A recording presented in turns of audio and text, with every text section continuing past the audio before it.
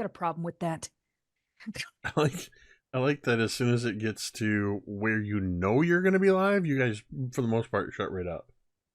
For We the don't want most to part. embarrass We're ourselves. trying to behave. Behavior is not one of your strong suits. Hey, internets!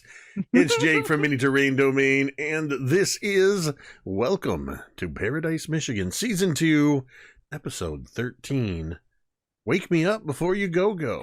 That's right, it is the homecoming dance this weekend, and it's going to take a few sessions to get through the homecoming scenarios. We're doing a time jump. We're going to cover that with a little bit of role play.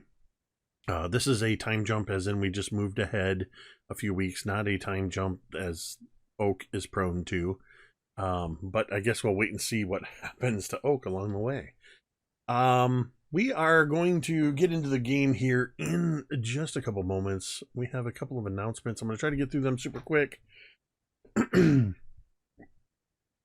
Take a look up over there in the corner. I don't know why I'm having such a hard time pointing. It looks like I'm pointing at Grogu. It's the same place. Over to Miko and Jessica and M. You will see a bunch of domain pops.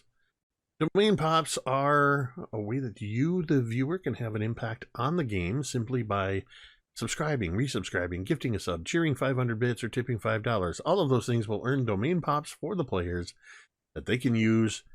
Ostensibly, the primary use is that they can spend as many domain pops as they want to add pluses to their dice rolls to attempt to succeed at something. Alternatively, they can spend 5 of those to make themselves or any other player roll on the D100 mystery grab bag table. It is a table of nearly now 100 things that can be really, really good or really, really bad or anywhere in between on the spectrum.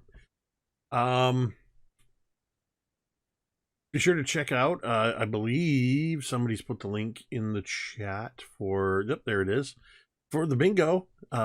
Just for fun, just a little fun thing to play bingo along with the game with randomly generated bingo cards that Tomiko puts together. So check that out. There's something going on here on the channel in a couple days. You Really? said something about that, but Yeah, I've forgotten since. It's just a little thing that we have happening on Saturday at 8 p.m. Eastern, 5 p.m. Pacific. You can tune in here for a Todd Stashwick's Nerd Circus presents a Dungeons and Dragons charity live stream event, Legends of Eleonora, Zephyr Against the Mist. This is a charity stream benefiting the Pavlov Foundation fighting childhood cancer.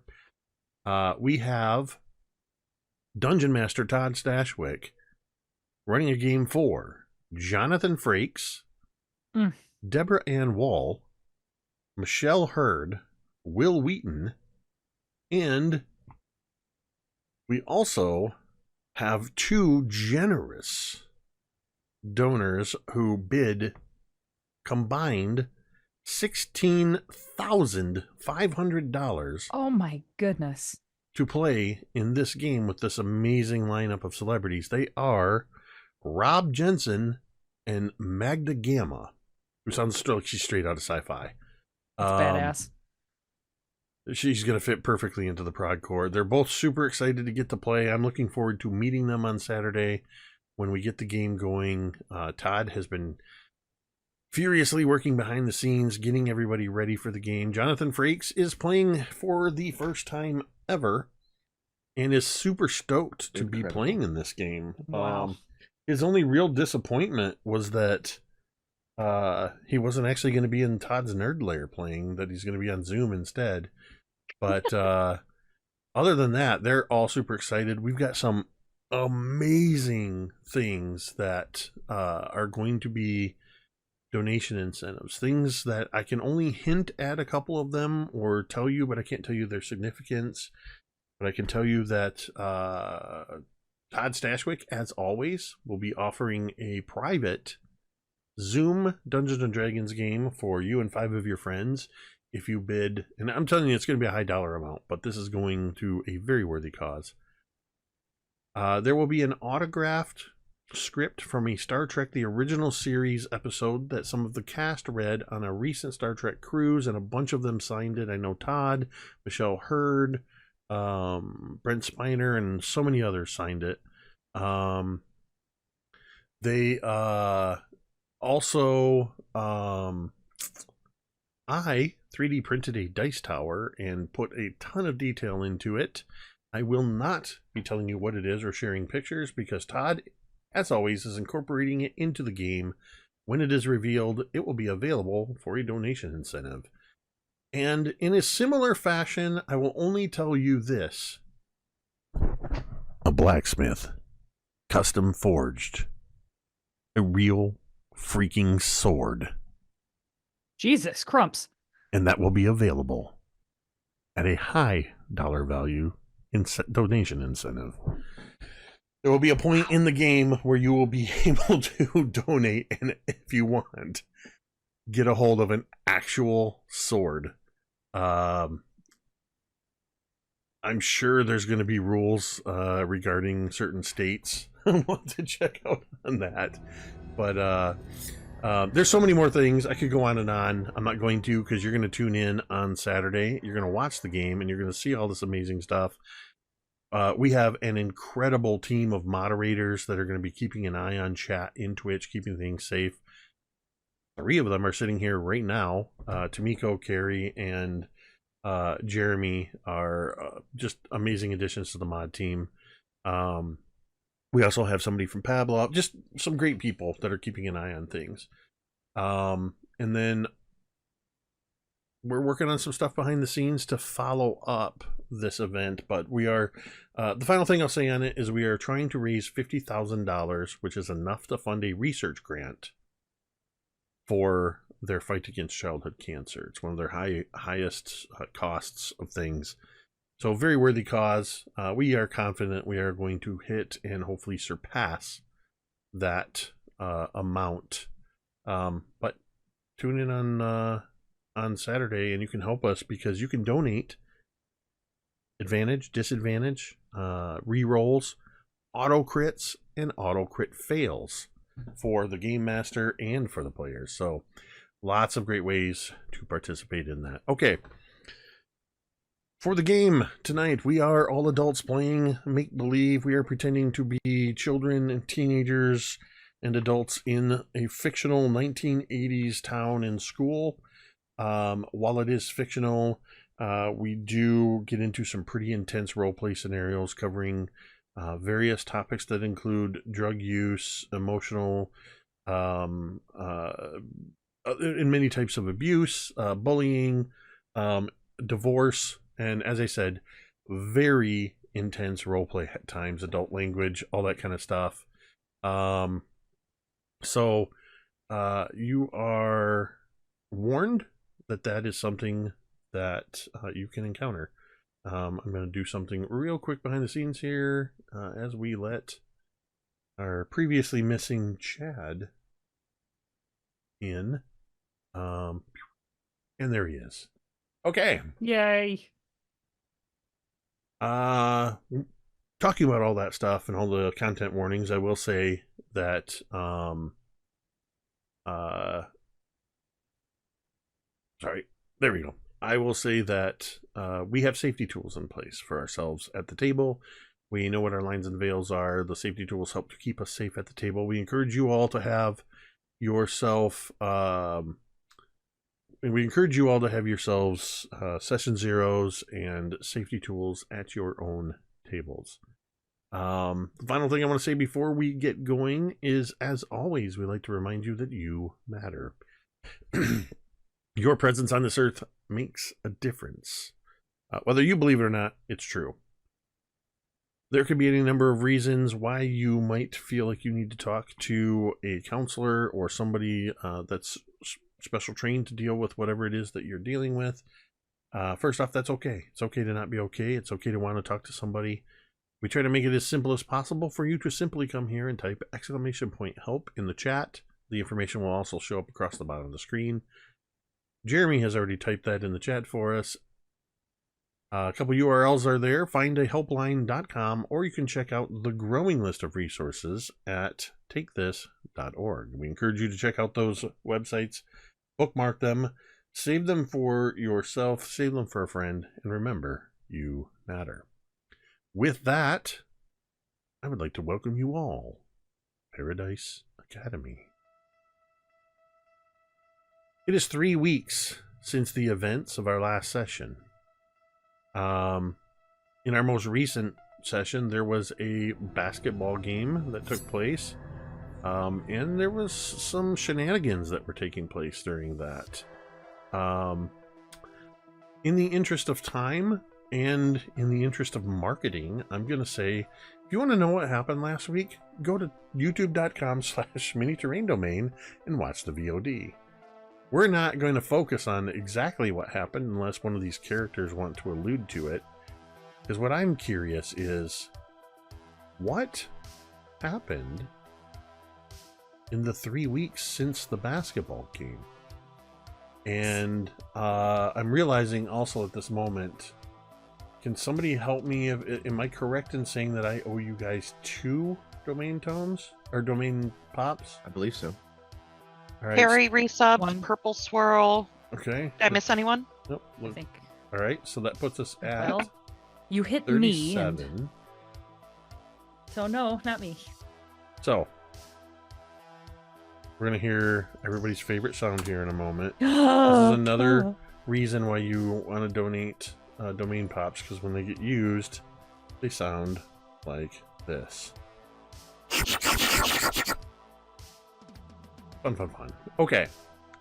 So, I tried to give you guys fair warning, so hopefully some of you caught that.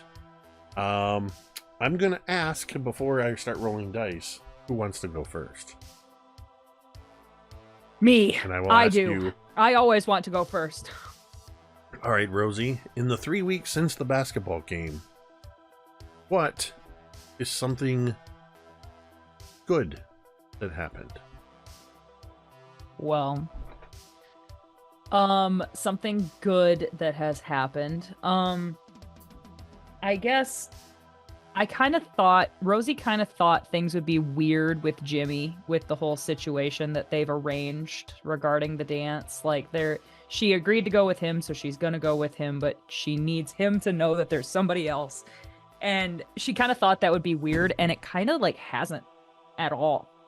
And that's been nice and kind of a calm spot in the more and more raging storm that is becoming living here in Paradise, Michigan. Rosie, what is something bad that has happened in the last 3 weeks? Oh, I'm doing them all at once. Okay. Let's see. Something bad that has happened. Or, if you would I prefer, don't know. we can do everybody's good things first, and then... Oh, well, Because that I might have a give you a question chance to for you. build off of each other, too. okay. Yes, let's do that. Okay, fair enough. Rosie, you throw it to somebody. Okay. I'm gonna throw it to Laz. Laz, what's the good word? So, I think that there was a real like dour rain cloud after the game and the misunderstanding that Laz had not gone. And I think that it was probably a little awkward between Laz and Rosie. But I'm going to say that the good thing is that they seem to have gotten past that. Everything seems to be a lot more copacetic in the last, maybe like week or week and a half. So yeah, I think that that's probably put a little bit of a pep back in Laz's step. Okay. Throw it to somebody else. I'm going to throw it to Coop. Coop, what's good in the neighborhood? So, what is it? Coop, we haven't touched on this yet, but he has home ec for third That's period. amazing. And I think that within the 3 weeks that just passed, Coop has perfected a oatmeal cookie recipe that has been a huge hit with both the friend group as well as with Templeton and James Oh, that's so great. and boyfriend Jake. Obviously. I think that just building off of that, just a brief little bit. Two things that have happened is one, Templeton has, because of your experimenting until you did perfect it, and now that you've perfected it, Templeton has regained a healthy weight. Despite the fact, I thought he was going to be chunky. well, Oh, despite the well. fact that he is eating almost exclusively oatmeal cookies. No, he's a lot fuller. He's no longer emaciated. His fur is looking more white and shiny. It's all good. The side effect though is that boyfriend Jake is concerned that he's eating more cookies than he is, because every time he goes for some, there's more that are gone than he remembered being gone. That's amazing. Magnificent. All right, and you can toss it. I think Toss it's those going to have cookies. to go over to Oak. Oh, I pointed the wrong way. All right, Oak. okay. What It's good okay. news do you have? Let's see.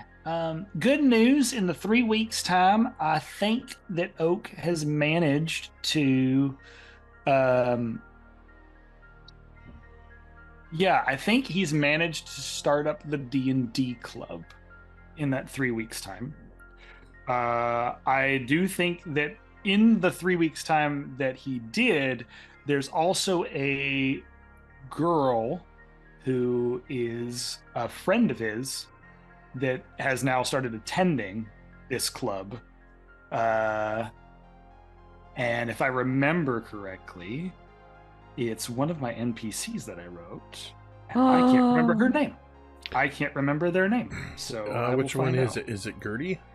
It would have been Gertie the Gadget? Gertie, yeah. Oh my god. I love Gadget her is in her already. name. Gadget. Gadget, Gertie the Gadget Amazing. Gizmondi. Oh, dude. Yeah. Gizmondi. Sorry, and I missed- Gizmondi is her name? What a Yeah, they fucking missed stud, dude. the opportunity to call her Gizmo. Gizmo. But I'm sure I'm he gonna calls say her Gizmo. I'm gonna say that Mhm. Gremlin, maybe she or the people at the school haven't seen Gremlins or it hasn't caught on yet. But sorry, I Yep. missed the Yep. very beginning of that. How is she coming into this scene? So I think the good thing, though, the reason why I mentioned that is, Jake, help me out with this, bud. Are sixth and seventh graders allowed to go to the homecoming dance, or is that like Everybody's allowed to go to the dance. Everybody, okay. Yeah. So I think after a while, he's gonna take a shot and just ask. So He's gonna ask, because This is he already amazing. knows that Rosie is potentially going with Laz, right? this is so amazing because He's like, I can't. Can you hear me, Chad? Yeah. Okay. You keep Yeah, I talking can. over I can me, hear you. so Can you hear me? yes. Yeah. You keep talking over me, so I So want to make sorry. sure you can Yeah. hear me. I'm just saying before you go on, this is amazing because on the top of my note card for tonight, I wrote Gertie the Gadget Gizmondi, socially awkward, asks Oak to the dance, and you're already picking up on that. Wow. If you weren't gonna ask somebody, I was gonna ask you to the dance. That's So awesome. it's I love it. amazing that Okay. of Cool. Yeah. So I think at some point, like, the fact that she's like that they're also like this in this awkward stage of nerdiness, like kind of in that same stride, he will take the opportunity to ask, and hopefully it doesn't end up with also his bad news for the week. If she were to say no, but he'll definitely hope that he'll definitely think about like work up the courage at some point within that 3 weeks to ask. So you haven't asked D&D her group, yet? And no, I would say within the 3 weeks, yes. Within the 3 weeks time, he would have asked. Well, given that I was going to have her ask Oak to the dance, that's fine. I think too. That once you get up the courage, yep. I imagine there's this scene where she's working on. She's got some of those like goggles that make your eyes really big, and she's got a soldering iron, and she's working on some kind of circuit board, doing something, and you ask her, and her only response is to kind of look up, and this just big eyes look at you, and she just goes, well, of course, Orson. I was wondering why it took you so long to ask. Was there anything else? No, that's cool. Yeah, yeah, that you could see his face is like flushed and like, cool. So we'll arrange all that. You keep working on what you're working on. I'm gonna work on some terrain, and we'll catch up. Yeah, that's. Did you say? Did you say terrain or did you say train?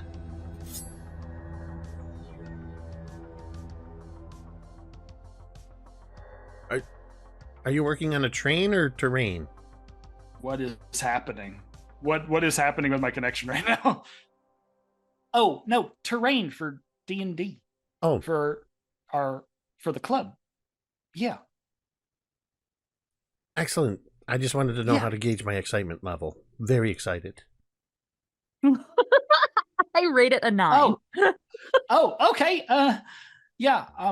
Well, I'm not going to wear a dress. There's Just like awkward pause of them both not knowing how to end the conversation with each other. I'll see you later then. Yeah, sorry. Sounds good. Chad, your connection is making this socially awkward conversation even more awkward, and I love it. I can hear you both so well. I know, but like that's. Same. And we lost Chad. The face that Chad's frozen on is. He looks perfection. so excited. Well, look at how happy while we're waiting like for Chad to reestablish, and he's gone. Okay. And he's gone. While we're waiting. Oh no. Okay. Oh no. He's back. Okay. So, I want to clarify something because I also messed this up, but I caught that Chad picked up on this. That Gertie the Gadget Gizmondi, their pronouns are she, they. Cool. And I don't think you heard, Chad, that the last thing that they said was, I'm not going to be wearing a dress, just so you know. If you want to wear a tie or cummerbund or something, we can coordinate that. Yeah, no, I don't expect anything of you at all. Like that, you wear what you want. That is cool. Awesome. They do turn and look at you suddenly. They set down the soldering iron and they go, but if you wanted to get me a corsage, that would be okay. Oh, a corsage. Oh, yeah. Or I could get you one. He realizes like he knows. No, I think it's like, I'm supposed to get you a corsage, and then like I guess there's like a boutonniere or whatever. Like it's supposed to be that's for me, but I don't know if that's like too formal and like prom-ish kind of stuff. Like, but we'll figure it out. Don't worry, it'll be fine. It'll be fine. Oh, okay. I gotta go. That's awesome. Cool. Immediately, like trying to find Coop, trying to find Laz, trying to find friend to tell about cool thing. Yeah, he's just elated. As you throw it over to somebody else, I think the last thing we see is as Oak leaves the room, and Gertie puts their magnifier goggles on. They pick up the soldering iron, and right before going back to work, you just see a slight smile cross their face, and then they go back to work. God, I'm gonna die. This is all so This is cute. amazing because this is so. I had no idea how the scene was going to go, but I was preparing for a scene like this, and you just went there. So awesome. Who do you want to throw it to next? Well, I guess there's only one person left. Yeah, For that the would good. be Ted. Ted. Yes. All right. So the good thing, there's like I got everything on my list could fall into good, bad, and weird because it's Billy, and because I didn't coordinate with anybody else, I'm gonna say the good thing is like training is going well, considering that I've got a hard deadline for the dance to control myself under the full moon.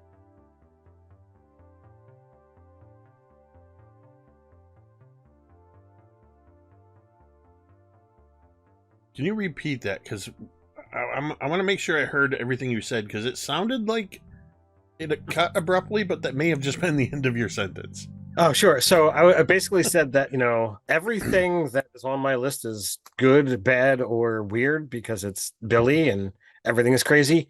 But, training is going well considering he's got a hard deadline of, the dance is under a full moon. He does the thing right. He gets a biscuit. Yes. So, And he's pumped about it every time. So is there anything specifically that you think would fall into the good realm, or do you want to roll for something? I mean, like I said, I would like it to go well. That's I want to be able to control myself. It sounds like what you're saying kill is people. It sounds like what you're saying is you've got the good, the bad, and the weird, but you're not sure which is going where. So we get to decide that together with dice rolls, which is which. Amazing. Sure. Yes. Yes. So go ahead and throw something out there that Billy would be doing as, and I will say this because this is something we have kind of alluded to, and you and I know what's up with it, but Billy has 3 sets of stats that are based on when he's normal teenage Billy, when the full moon approaches, and when he's fully wolfed out. The first week after the previous session, you're still normal. For the next week, the next 2 weeks actually leading up until the full moon, you're in that second tier. You're in the pre-full moon stage. Okay. So you'll use those stats for whatever we do. With that in mind, what is something that Billy's going to try to do in preparation for this night? Well, the aspect was, and I don't remember whether it was my mother or my grandmother that was supposed to be training me. Supposedly my grandmother's going to be better at it, but I also hate her guts. So it's a lose-lose situation regardless of which direction it goes. I would like you first to roll me a D100. Yeah, 81. So the way, before I tell you what I rolled, the way we're looking at this is if you're within 3366 or no, that doesn't make sense. How was I going to do that? Yeah, that makes sense. I'm breaking it up to determine whether your grandmother is going to be available, your mother is going to have to fill in, or in their absence, Carson, who to the best of your knowledge is not a werewolf, is going to have to fill in. Oh, jeez. So you rolled an 81. Yes, sir. And I rolled a 23, which puts us outside of the realm for it to be grandma. Just barely, which means mom is going to be training you. See? It falls into good. It's perfect. The dice don't lie. So what is something that Billy would want to cover, or what do you, Ted, think Mom would be covering with you in the lead up to? Well, I mean, I need to, be able to either control and not shift when I'm going to be at the dance, or, failing that, shift, but still be under control so that I can at least not go ape shit and kill a whole bunch of people. Which would be great for everybody. Okay, so what I'm curious about for this to load.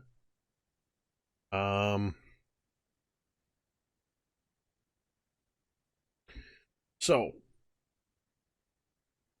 something your mother, Nancy, explains to you is that, as you know, you're already starting to feel the lunar effects as we get closer to the full moon. I think one of the things you probably recently have noticed, is that when you get closer to the full moon, you have to shave more frequently. Mm-hmm.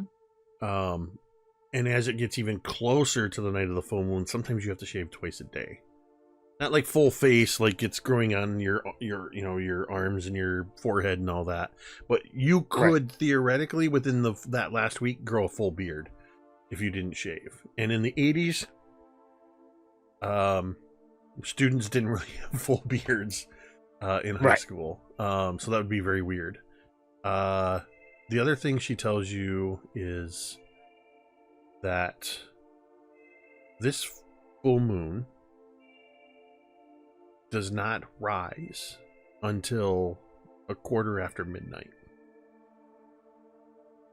So it's in your favor that the school dance ends by 11 p.m. Which gives you just over an hour to say your good nights and get home. Right. Will do. And your mom, I think, is also... You've probably had some time to talk with her about whether you were coming to the party they were throwing or going to the dance. But given that the... I've just blanked on their last name. The twins. Van Houten? Van Houten? Van Houten. I thought you said Van Pelton. I'm like, that's not right. It'd be great if they were werewolves to be named Van Pelton. Van Pelt, stop. Oh my god.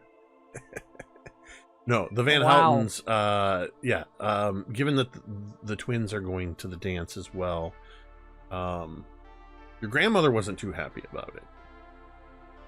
Maybe that's why she's not training you. But these kind of social events are important for you to maintain your connections. One of the things when she go ahead. When she brings up the Van Houtens, that kind of like, leads into, other things, but I'll apologize for, whatever issues, but I didn't, he would flat out tell his mom that, Vicky asked me and I turned her down because she just gave me this weird feeling. And, once I learned that they're frickin' vampires, I didn't want to be around that energy. Make me a grit check. Oh, I'm not really good at this one right now. That's a 6. Let me find mom's stats real quick.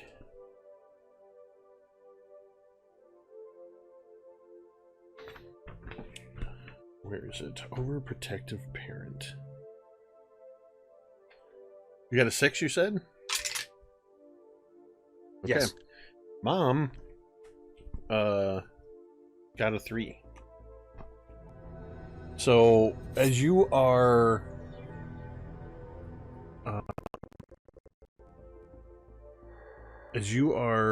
sort of revealing that you had no interest in the fact, of seeing them or seeing her going to the dance with her because she's a vampire, your mom scowls with that in that way that a parent sort of has that quick reaction to something that they don't agree with, that they want to say more, but they and kind of Right. Well, then, so when I see her scowling, like, to be fair, like, I asked the person that I legitimately wanted to go with. It's not like I picked somebody at random because I didn't want to go with her. So you have somebody you're going with? Yeah, I thought I told you. I'm sorry, I was afraid that you had turned down the Van Outen girl and were going to go alone. Going with a vampire girl is much better than going alone. I'm going with one of the girls that I hung out with this summer.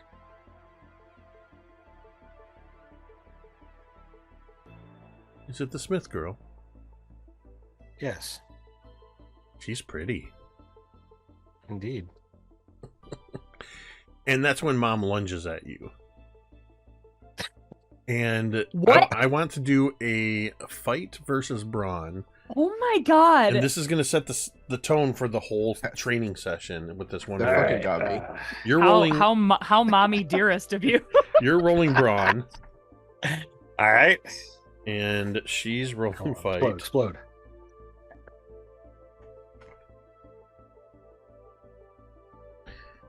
I think it's fair that, given that she just lunged at you, that we throw some action music on.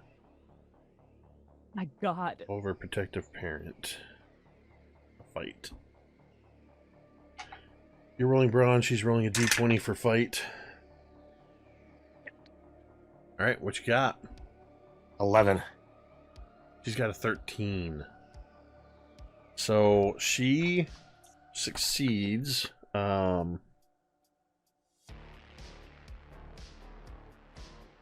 The attacker explains how they attack, and the defender narrates what they do to mitigate the harm to them.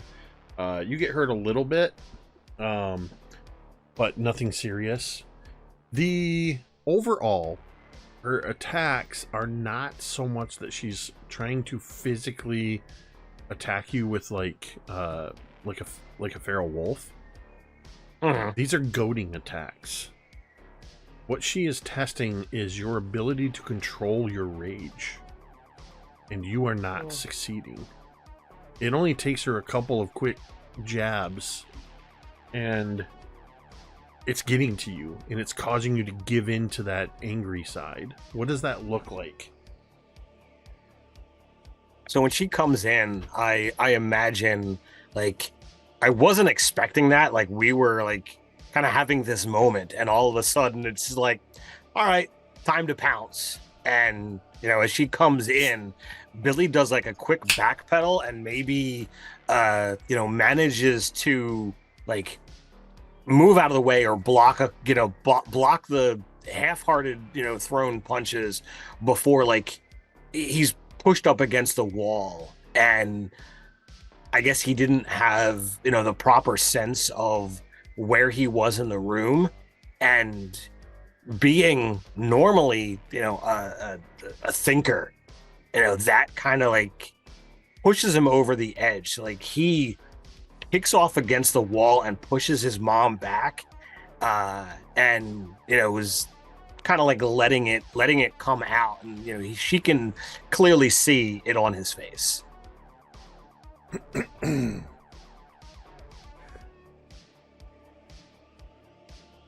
I think this sort of sets the tone for much of your training, that she just knows how to get at you and sort of goad you into these emotions and these reactions, and you're not succeeding very well. you are going to have a mental consequence that will last until you transform into a wolf. That means that for the rest of this session and probably the next 1 or 2 sessions, if anything involves a mental or resisting verbal attacks or anything that we deem would fit into that, you're going to have I believe it's a -2 penalty, or is it a mental? Yeah. So -2. Yep. So that's your mental consequence for that. Throw it. I guess we can go in the order that we went in. I was actually gonna, and if you want, we can do it this way. But I was gonna say, like, I would take the next thing, like take my negative. Oh, okay. And then I like that. Pass it along. I like that. So yeah, what's something bad that happened during this period, and then you can throw it over to somebody else. So with this one, because I turned Vicky down, the last couple of weeks, school has been, rather hard because, the expert, social manipulator that she is, it's not just her doing something, not that she would ever get caught doing anything, but she's like kind of turning other people to try and make my life, that much harder. I think that the way this plays out,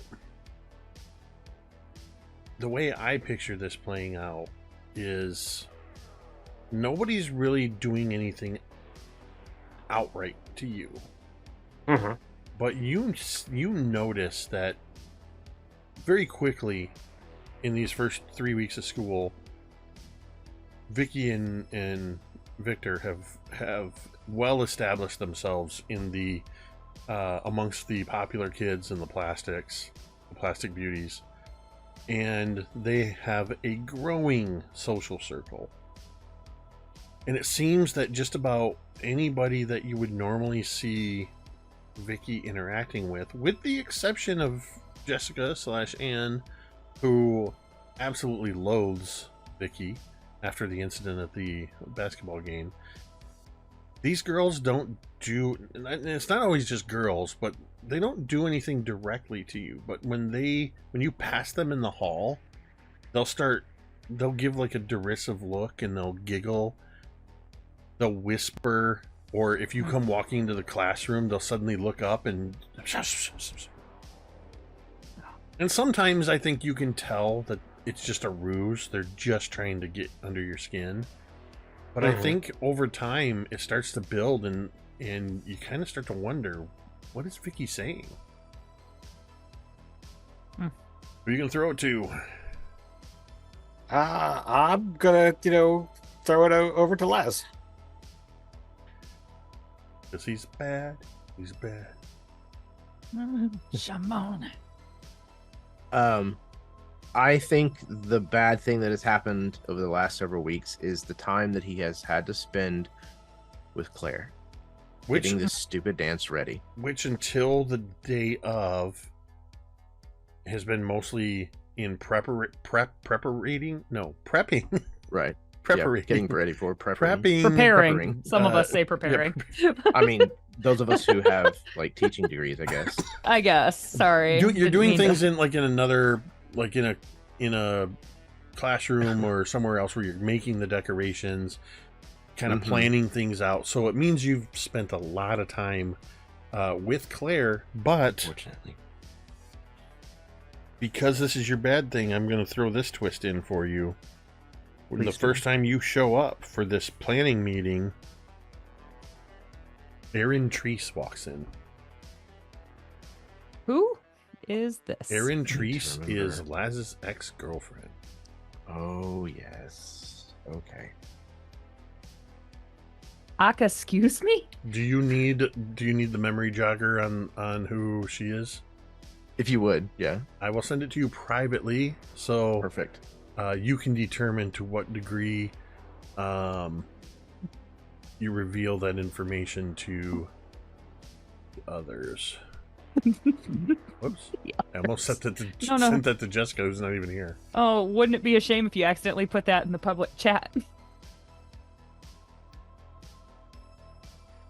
So yeah, Claire's absolutely the take charge person. She's a little bit of I cannot think of her name now, but from Gilmore Girls, Rory's sort of nemesis for a while. Somebody help me out here. Yeah. Tamiko, I know Not a you know Gilmore. who I'm talking about. I can't remember her name. Paris. Paris. Yes. She's part Paris, pull. but if Paris was like a popular girl. Wow. What a pull, Tamiko. So then What a pull. Aaron walks in and is part of the committee, and Aaron appears to not know that you were going to be here, Laz. This doesn't. Well, that makes two of us. Yeah. In fact, as she walks in, Ugh. she stops and she looks at Claire. What in the hell is he doing here?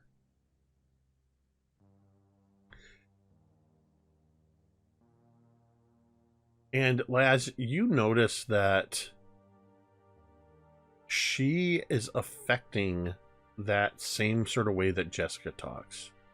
You know that Aaron didn't always talk like this. Not until she got in with the cool kids. Started hanging out with the populars and the plastic beauties. So she's very much, it's an affectation. What in the hell is he doing here? Claire just kind of looks, and Fucking great. she looks at you, Laz. I don't know what is going on between the two of you, but you need to put it on hold until after the dance. I will not have personal feelings interfering with this presentation. Have you seen me stop stapling? I'm still stapling. This chain is fucking 300 feet long, and I'm still stapling these goddamn things. Are you using construction paper? Oh What my else am I God. supposed to use? She walks over, and where you've got the construction paper laid out, she moves it to the side, and she just slams her hand down on a cellophane wrapped stack of premium cardstock in different colors. I did not spend $7.95 a ream for, I don't know if that's a good price or not in the 80s, but for you to use That's construction probably paper. accurate for inflation. And she's just looking at this incredibly long, probably hours worth of work that you've done, and just telling you, I don't care what you do with it, burn it, throw it away, but that will not be hanging in the gym. Are you fucking serious? Oh my God. You know how serious I am? Aaron, help him. You suck so bad. Oh my You God. suck so bad. Oh my God. Claire is such a bitch. This is great. There's This is a probably I'd say there's probably a good dozen other kids, mostly girls, that are in here that are just sort of the background characters. So you can kind of pull from somebody if you need to have another person involved in something. But it's clear that the three of you are sort of the primary people in here. Aaron walks over, kind of plops down into one of the plastic chairs across from you, and for just a moment you see the old Erin, the way she plops down and the way she sits, and it's like for just a moment she forgot herself, and then she quickly adjusts, sits up a little straighter, and crosses her legs. Of course you would screw it up, Lazarus. I'll start Yeah, opening thanks. this, you get rid of those. I ain't getting rid of shit. I will open these, and you get rid of those.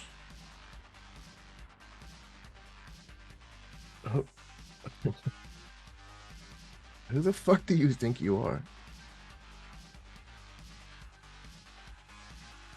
Look, Laz, Claire's my friend. Congratulations. I'm sorry. I don't know which applies.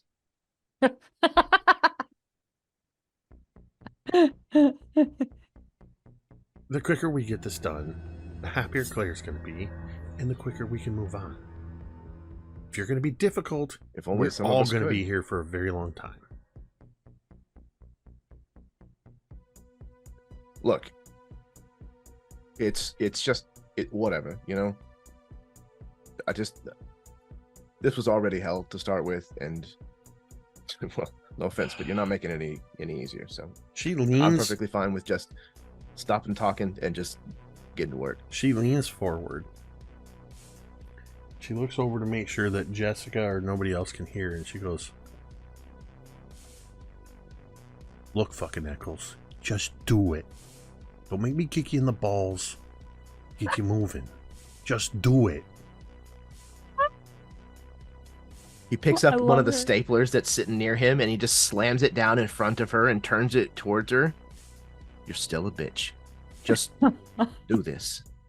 Here. Awesome. You're still an ass.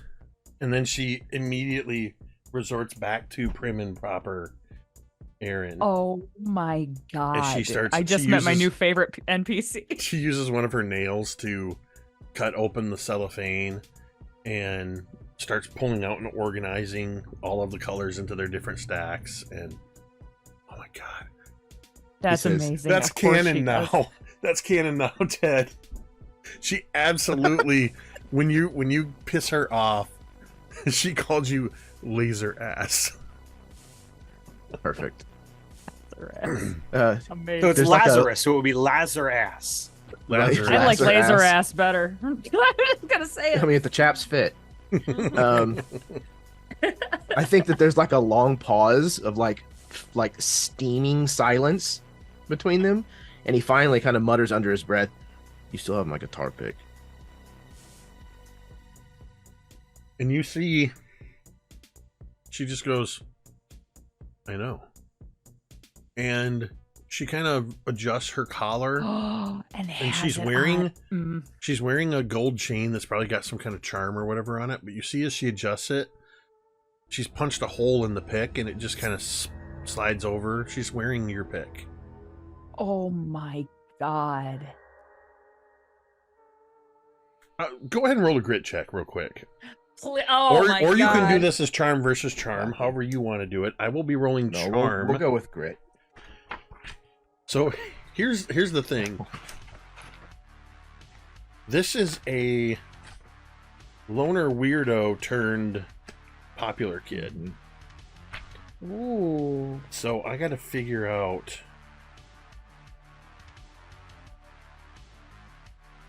I'm going to split the difference here because she's sort of showing both. Popular kid would be a D20 charm. Loner weirdo is a D4 charm. We're going to throw a D12 on there. A D10. We'll do it as a D10. Would my mental consequence come into play? Or are those still around now that it's been 3 No. weeks? None of you would have any consequences except for Okay. Billy, who just received a new one. All right, so I've got her number. What is your number? 7. She got an 8. You cannot tell if her wearing this is because she genuinely harbors feelings for you or she's just doing it to get under your skin. Oh man. What do you want to throw it to? Oh, I'm gonna throw it to Oak. All right, Oak, it's time for something bad to happen. Oh dear. I don't really know what would have happened that was bad in the 3 weeks.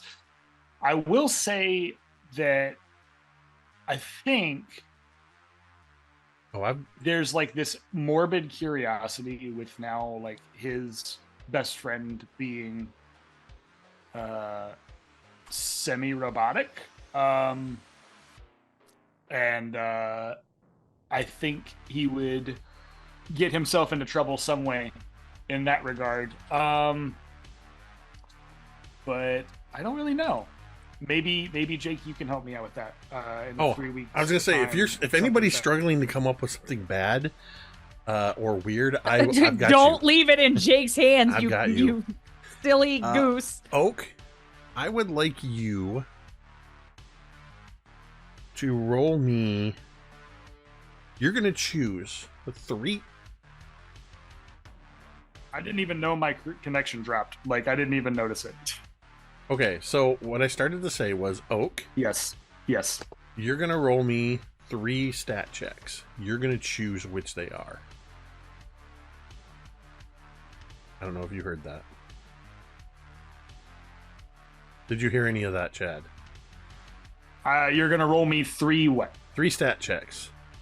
3 stat checks. Okay, what is it? You're going to choose what those 3 stat checks are. Okay, let's take a look. And then I will build off of those. So you choose which of your 3 stats.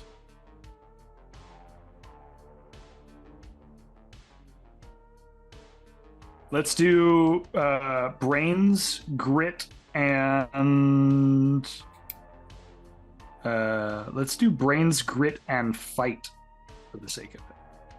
Okay.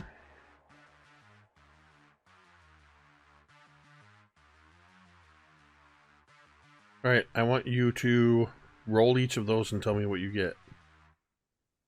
This is a little interesting because you don't know what you're rolling against.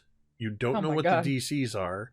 So you have to decide ahead of time blindly if you want to use any domain pops to enhance these rolls.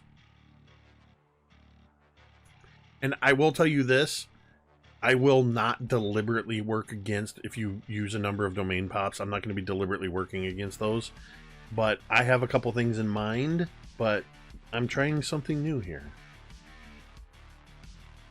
Oh boy. That excites and terrifies me at the same time.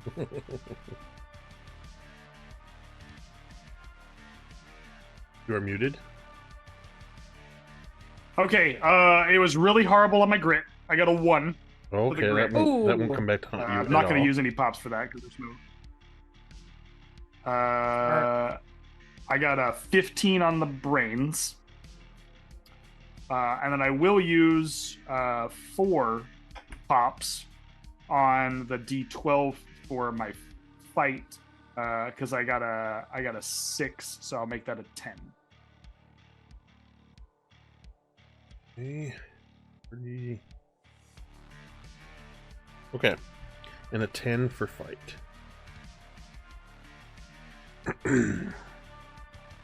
So the grit is, unless I roll a 1, nope. I was gonna say unless I roll a 1, that's gonna be an auto fail. But that works great because it plays into these other things, so that you won't receive a consequence for this. No, you will. You're going to receive a mental consequence. That will also be... This will be in effect for you until the end of this day. So it's similar to what Billy has, except Billy's is tied specifically to his transformation.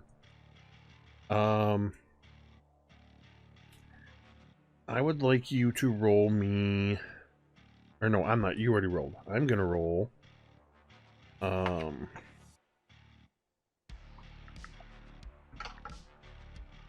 where's my D12? Whoops, that's checked. Okay. That's a 6. And then I'm gonna roll, let's see, you got a 10 on your fight.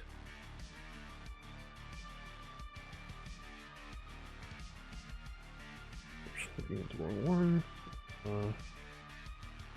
So that's going to be...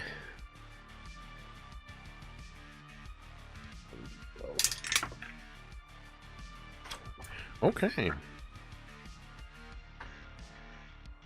So...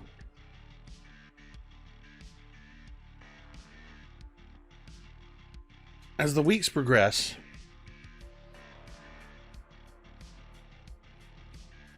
you earlier on that first day, or maybe it was the second day, I don't remember which, you had an interaction with Heinz and Captain Edouard de Troyes, who you had not seen since the wreck of the Evangeline 100 years ago when you traveled through time. there was a conversation that was had, and then you were memory wiped of it. This keeps happening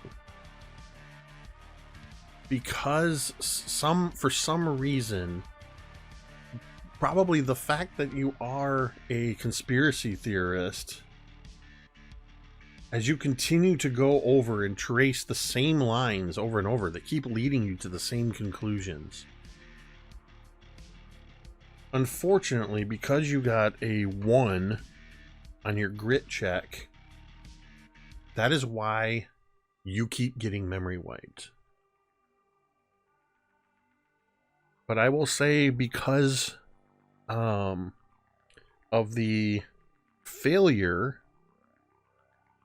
on the part of primarily Heinz, both the fight and the brawn. You were actually fighting versus the charming effects of Heinz trying to distract you continuously, and the brains check was just trying to figure out what was going on. Here's how these all three work together. With every passing day, you are more and more convinced that Heinz is hiding something from you. So much so that by the end of the 3 weeks, as the dance gets closer, it's like each day you feel almost like you're waking up from a dream that you cannot remember. The moment you wake up, you don't remember the dream. Weirdly, you find occasionally new notes on your conspiracy board. One that you keep finding, you find a couple of times, is you find written on a post-it or an index card, Heinz, ? What is he hiding?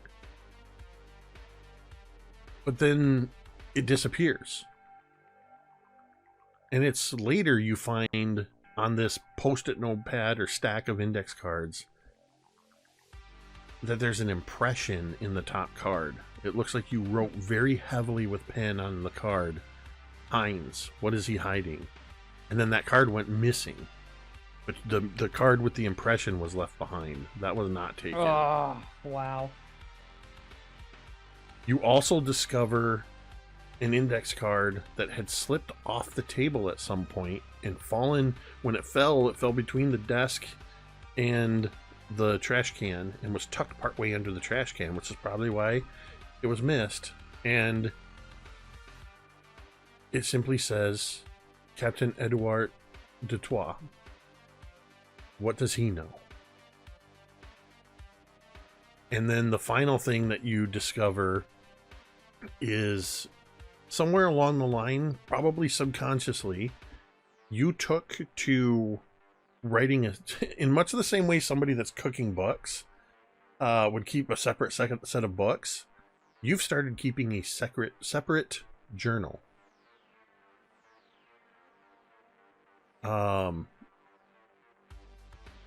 And this is, you keep hidden wherever you decide you keep it hidden. And there's a shorthand in there.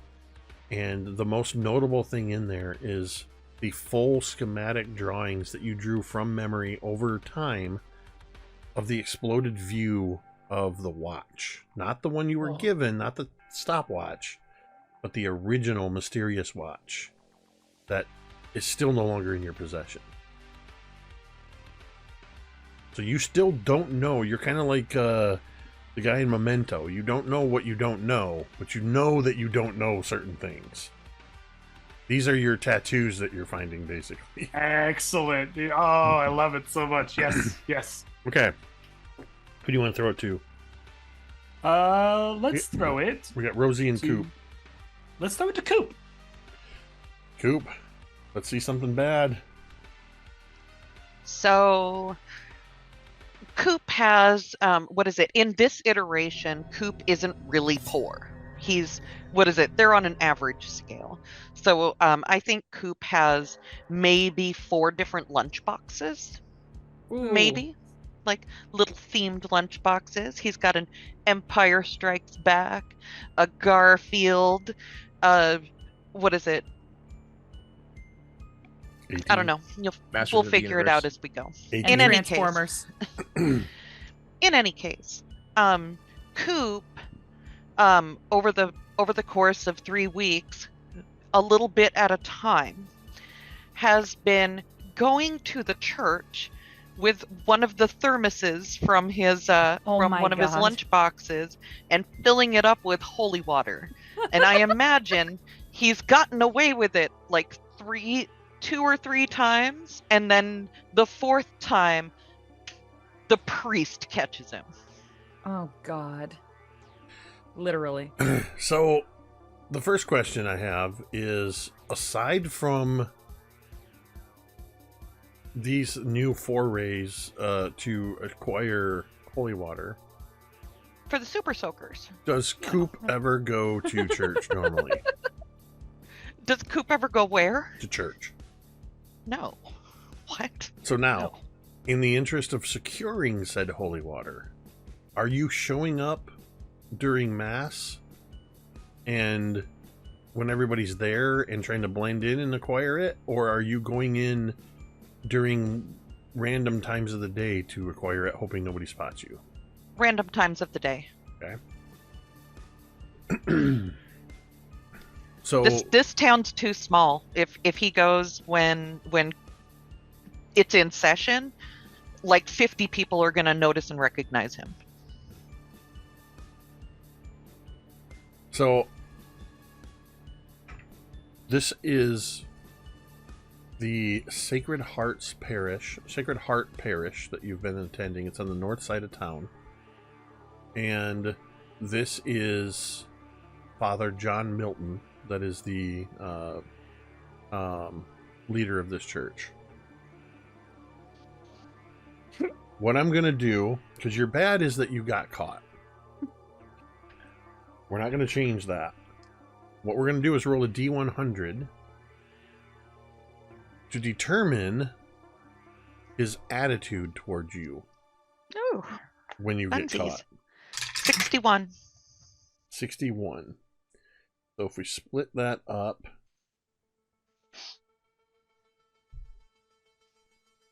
if you're within 16 on either side, so that would be, what's 61 minus 16? 45 or 45. Yay! Good job. Do you see my eyes going? I did. You were thinking, and Trying to I do didn't mental want to math. interrupt. Okay, so I rolled a 41. So that puts you outside of he's good-natured towards you, but puts you in he's indifferent. So he's not really mad at you. Father John Milton is a looks, I think for somebody your age, it's hard to tell. He could be anywhere between 30 and 70. You just know he's an old guy. Old guy. He wears the classic black shirt with the white collar and basically dressed all in black and The penguin robe with the he doesn't have a collar. I would say, because I guess I pictured it in my mind, he does have almost like a robe that kind of looks like the jacket Neo wore in the third Matrix movie. Yes. Very evocative Yes. of a priest. He has a fringe of graying hair, otherwise is bald on top, no comb over. He wears round glasses. He's probably about 5'5". And when you finish filling your thermos, Smurfs. This is the Smurfs. Thanks, Purple. Yes. so Smurf this, stuff. you know what's so perfect about this? Given the description I just gave, when you turn around, you're pretty sure you're looking at Gargamel.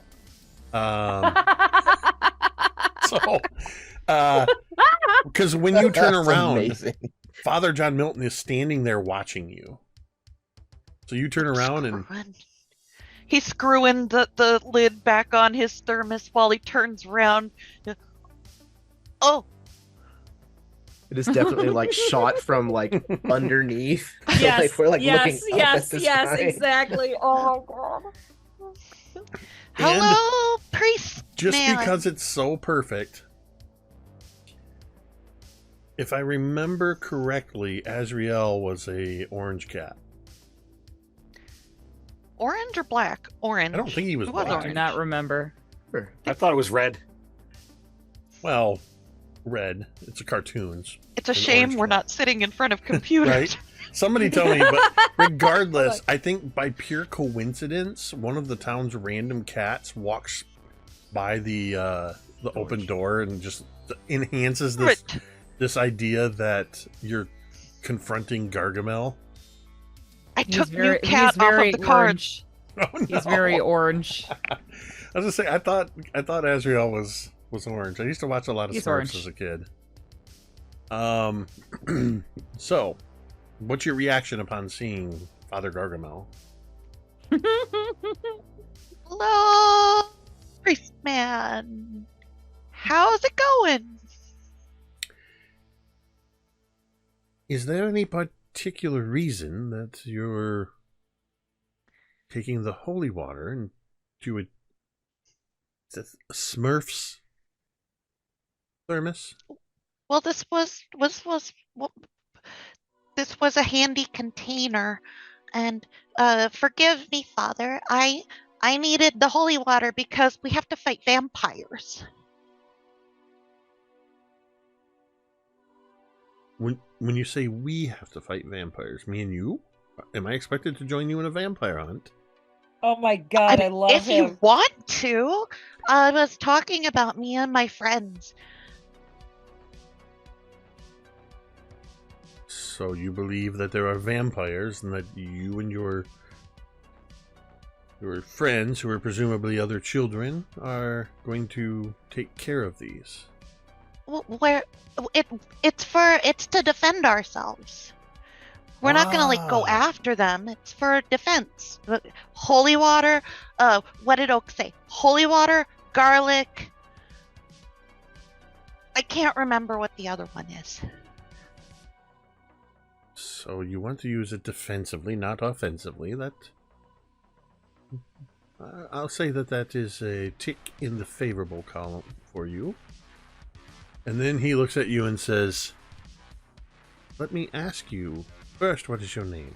"I am Father John Milton." Oh, nice to meet you. I'm Kenny Cooper, but people call me Coop. And he holds out his hand to shake your hand. Coop does the shake. Does the shaky. His hand's a doesn't- little wet, so he has to first. When you shake his hand, he doesn't immediately let it go. He kind of pulls you slightly towards him as he leans down and he goes, "How do you know I am not a vampire?" I'm just kidding. And he goes, "Let me prove it." And he takes his hand and he dips it into the holy water from the pedestal. Oh my god. I love him. I love his attitude. I And love his then, vibe. almost as reflex, because he looks like he's about to wipe it on his robes, and he does the gesture because it feels like the right thing to do with the holy water. Ooh. So, Coop, I'm going to assume that since this is your fourth thermos full in the last few weeks, I've been watching you, that you've got enough holy water for your needs. Well, there's 6 of us, and I've only gotten 4 squirt guns so far, but I figure the people who don't have squirt guns can carry around like little bottles or something, like the They have to travel be the- shampoo. They have to be the water balloons that look like hand grenades. Yes. That was definitely an 80s thing. Let's arm kids with facsimiles of hand grenades, as they are. So would that make them holy hand grenades then? Of Antioch, naturally. Yep. Wonderful. Magnificent. Thou shalt count to 3.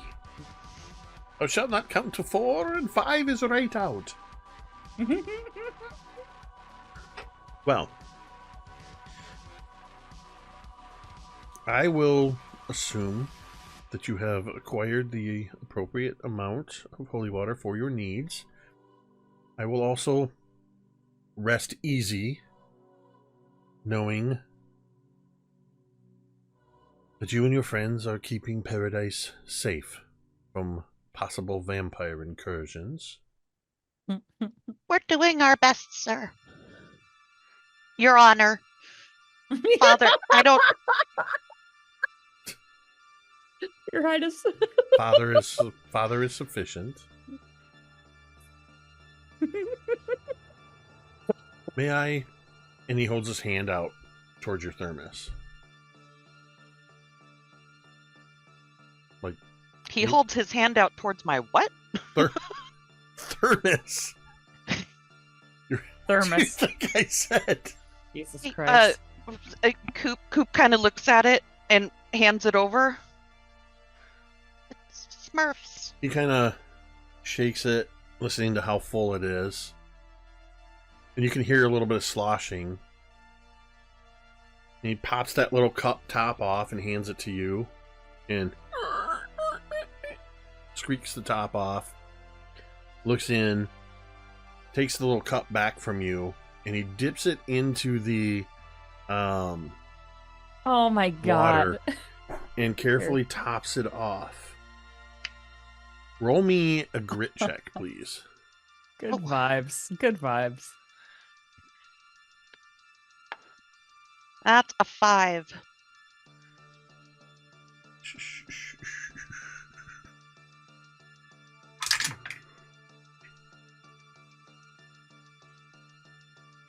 I would like to remind you that this is the bad thing that happens.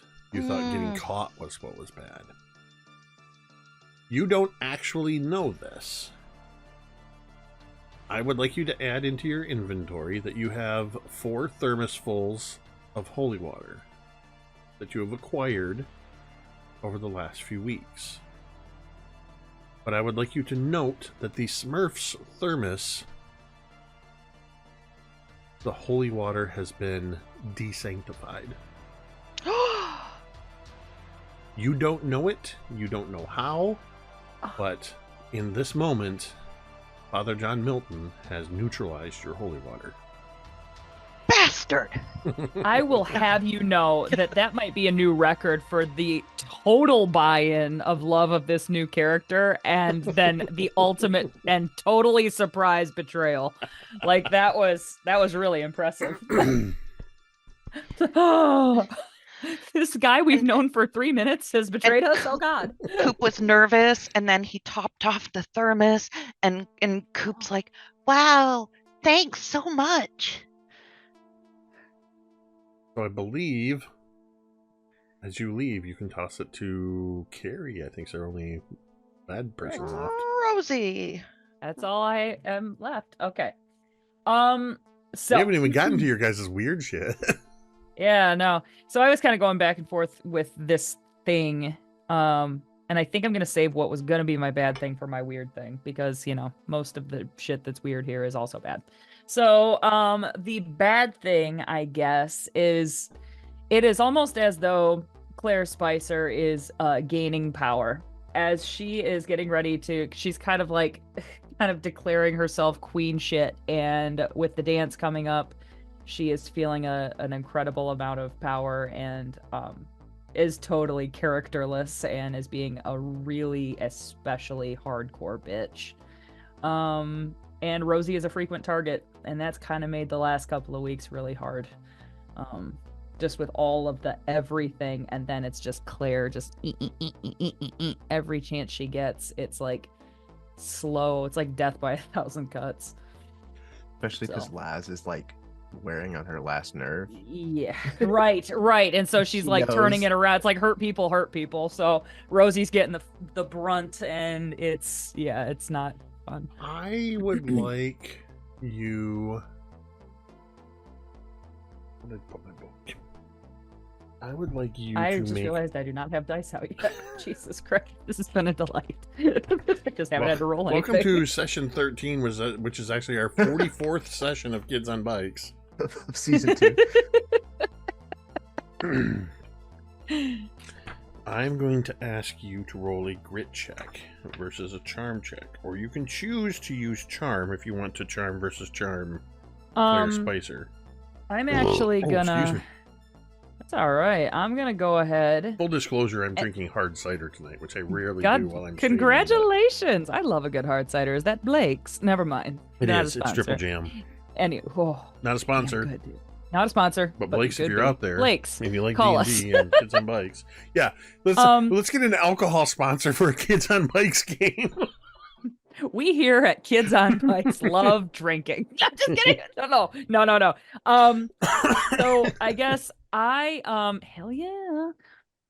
What is the thing where you can take half of your That is, dice? if you are not under duress, it's called a snap decision. If you're not under a Am I snap under decision, duress?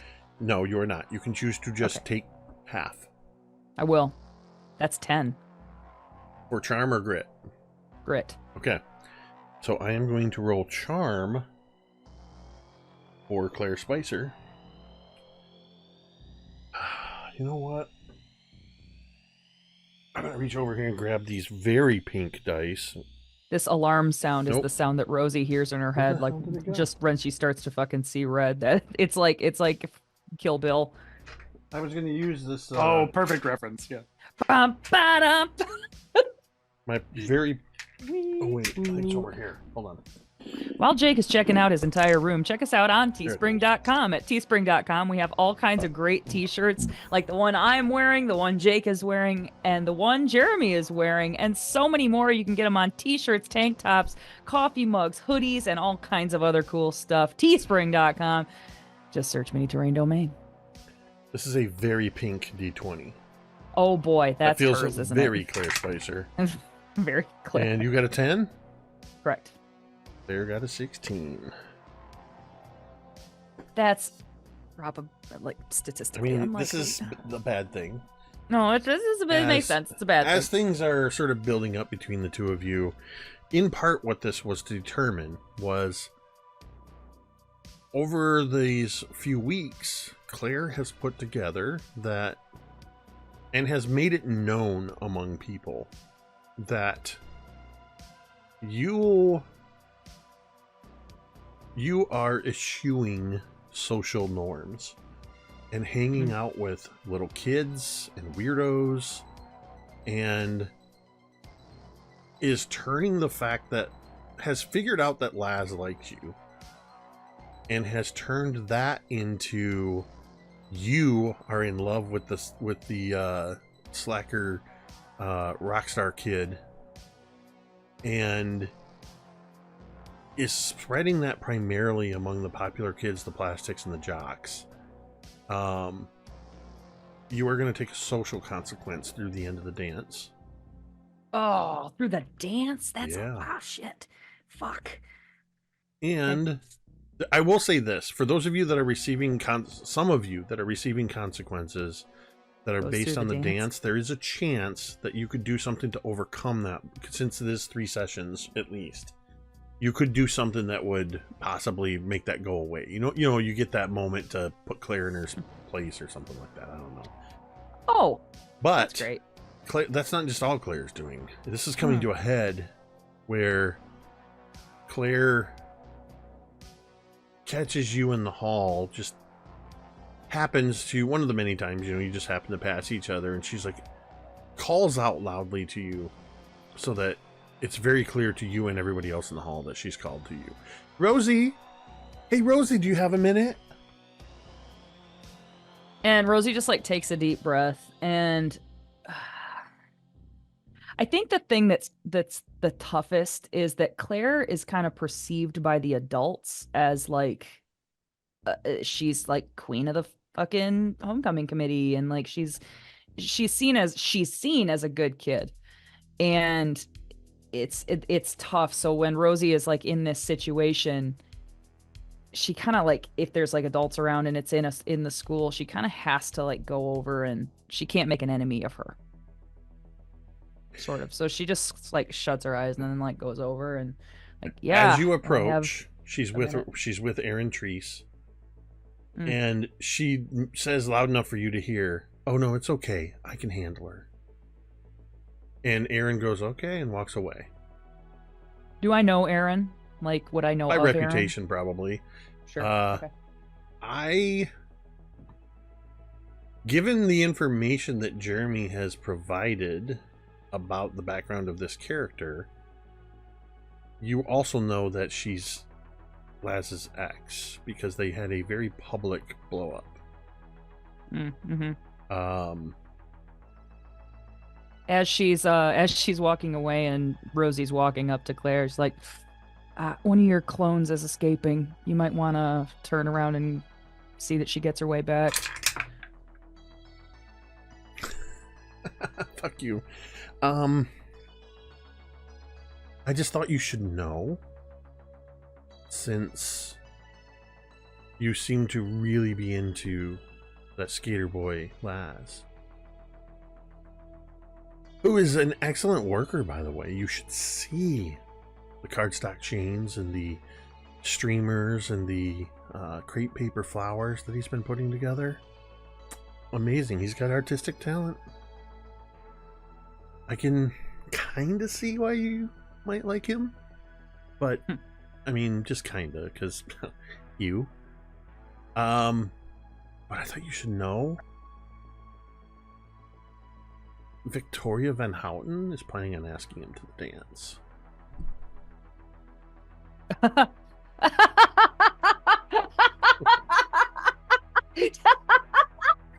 Do you think he's gonna go with that stuck-up snob? Are you serious? Are you out of your mind? Oh my God, Claire, I am so glad. I am so glad that you had me come over here. And by the way, your minute is just about up. You have 10 seconds. Do you have anything else of wonderful value to say? 9, 8, 7, 6. I need you to roll a grit check.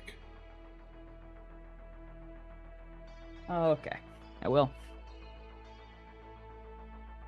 I got a 9. I'm gonna go ahead and use a pop to make it a 10. 10 feels good. 10 feels like a winning number. All right. Delicious pop. Not enough. Yay. Yay. Claire got an 11. Shit the bed. God. So as you're counting down 6, 7, she goes, 5, 4, 3, 2, 1. I get it. Whatever. The bell hasn't rung yet, and you're not going to go anywhere. Because I know you're worried. You think Laz is going to be able to turn down Victoria Van Houten? Oh, did you think Laz was going to go with you? Aren't you going with Jimmy Bretsky? Yeah. I am going with Jimmy Bretsky, but we're going as friends. Right. This is where the bad is coming in. It's not bad already. Oh no, it's just awkward right now. It's just awkward right now. I'm rolling another D100. You ain't seen nothing yet. Bow wow. Just I need emotional you damage to right now. roll a D100. Ooh. 13, believe it or not. I rolled a 52. Which is what, 30 like away. 40? 40 away. Yes. 39, 40 away. 39 away. Yeah, that's not good for you. I should say that's not good for Jimmy Bretsky. Because as Claire says that to you, she looks over and she goes, "Hey, Jimmy, are you still planning to go to the dance with her?" And Jimmy was walking by at sort of the intersection of the hall where there's sort of in front of one of the sets of steps.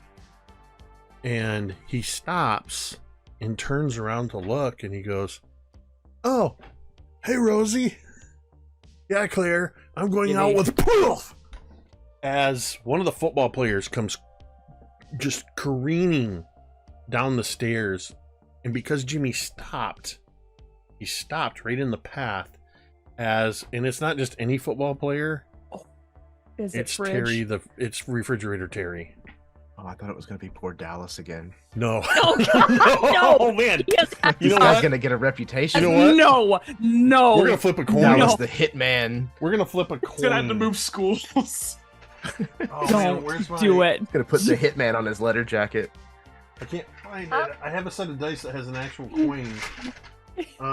He plays hockey for Paradise All right, High here we School, go. and he's like the goon. I've got this. Nope, that's not different enough. I need a coin.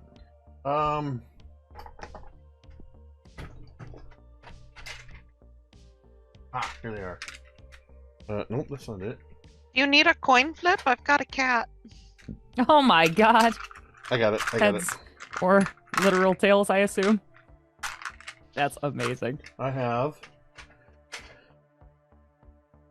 the Green Parrot Cafe from Trader Brandon's.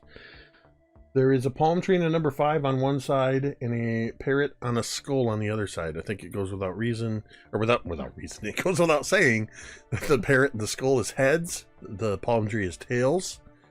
Okay. If it's heads, it's Refrigerator Terry. If it's tails, it's Dallas. Jimmy Buffett would be so proud of this coin. Yes, he would. I was thinking this is very Margaritaville. So what did I say? Was heads was Terry, tails was Jimmy. Yes. was Dallas. Yes. Or Dallas. You see a varsity jacket, or actually a jersey, because it's the day of the game, so they're all wearing their jerseys. So you see a big guy wearing a jersey come around the corner. It's Jeremy, hold up your shirt again. It's the crimson and gold of the Paradise Bucks. They got, the crimson jerseys with the gold. I wonder if I can make jerseys for merch. That'd be cool. I may or may not have a custom jersey on the way as a surprise. So We'll see. you see this jersey collide with Jimmy, and Bretsky goes tumbling ass over tea kettle down the stairs. And Dallas Rogers stops and goes, "Oh man! Jimmy, are you okay?" And you see people kind of stopping and looking, and Jimmy's laying down below your line of sight on the stairs. People are starting to rush over there. Yeah, I rush over too. You rush over there, and you see, at first, there's just a crowd of people. And Dallas is standing, you end up more or less standing right next to Dallas, who can see over top of everybody. And he just looks pale. And he just goes, "I have the worst luck."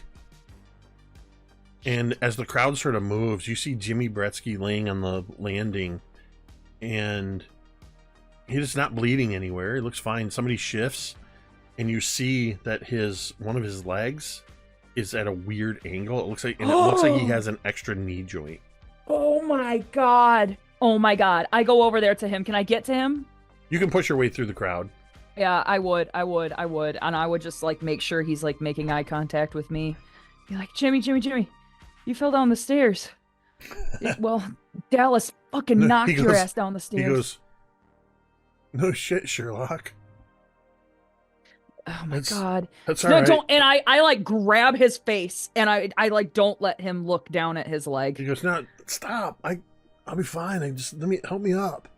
Your leg. Look at me. You're not fine. You need to stay right here, and you need to stay still. And Rosie would shout over her shoulder, "Somebody go and run and get my mom."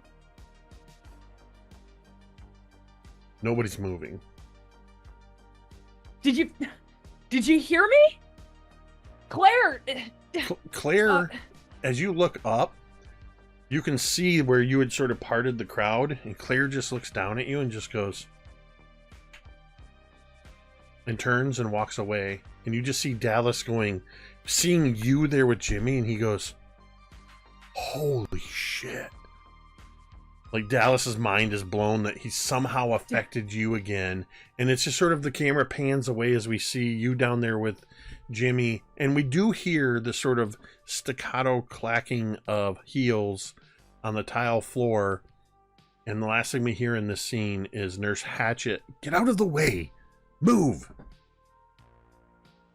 And we're going to throw it to somebody else. Wow. With something weird. Wow. I am going to throw it... So just so you know, depending on the dice roll, Jimmy either narrowly avoided falling down the stairs and caught himself, he fell down the stairs and didn't get hurt at all, or he fell down the stairs and broke his leg. This was the worst thing that could happen. I should have Oh rolled my God. I should have rolled the body die, Wow. but I've already broken his leg. Yeah, and baseball season's probably out too. Oh, this is a crusher. Right leg just came up. No shit. Well, So his right leg is very, very, very broken. Yeah. I won't go into any more detail than that. I don't remember if anybody has broken bones. I know we've broken bones. We've ripped people's hands off. I think we're good. Just be thankful that fine. he didn't break his fine. hand. Oh yeah. I think I'd be more thankful if he did. That is hashtag game Wait, stuff. what's his Here at position? Is MTD. he a pitcher? Because that would have been perfect. He's a first baseman. Okay. He needs his legs desperately. So All right, so who are you throwing it to for something weird? something weird. I guess I will throw it to the king of weird in paradise, Mr. Billy Stapler. All right. So I had a couple of things, and I don't know if you like this idea or not, Jake. But I want to see if I can either make worse or wrap up this whole, Mrs. Nielsen thing.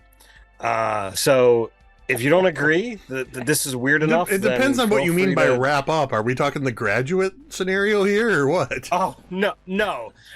So like I imagine this is like over the course of several weeks, and the rumor mill has been kind of doing what it does. It spreads, and however it gets to her, like there is a scene that I imagine like she calls him up, like whether it's before class or after class, and like has this conversation with me about it not being appropriate, and Billy just has to like stumble through this whole bizarre situation that it's like, look, it is not what this is. I'm going to the dance with Jessica. I apologize for any of this kind of bull crap. And he is just like utterly fumbling over himself, embarrassed with this almost bizarre situation.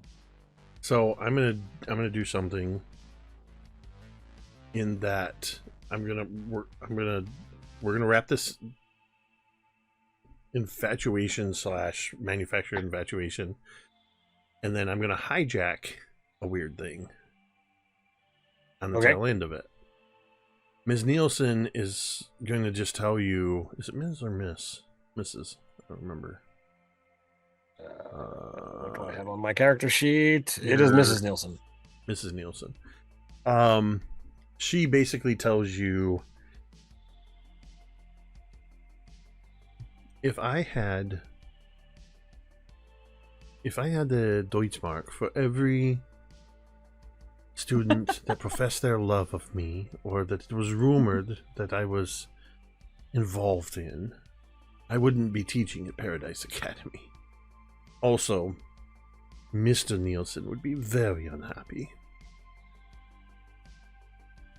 It is okay. It does not affect me at all. Teachers are used to this kind of thing. This constitutes as a very minor, very low on the rumor mill, as it were. I hope this hasn't given you too much trouble. I mean, most of the people here I don't give all that much crap about, and the people that I do know that it's just a rumor.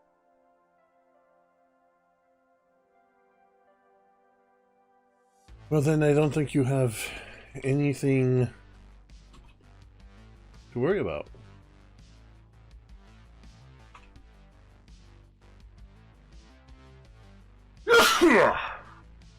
Bless you. I knew that was coming. I was just looking up real quick who Brigitte Nielsen's husband was. It was Stallone for a couple of years. Yeah. It was. Yes, she says you have nothing to worry about. But don't let my husband Sylvester find out about it. Ah, And yes. then she kind of winks Yeah. and says, "You can go." You can go. As You know, as you leave, go ahead. Some point as you're heading to class or wherever, maybe you're at, I'm going to say you're at your locker, and you just get to your locker and you're turning the combination when suddenly somebody comes running up and sort of they slide on their shoes and sort of lightly shoulder slam into the locker next to you. It's Robbie Diamond. He goes, "Dude, you've been so elusive these last few weeks, man." I apologize, Robbie. There's just been kind of a lot going on adjusting to, the new semester, the new schedule. Whatever. I know it's more than that. You've been hanging out with that weird group of kids. You've got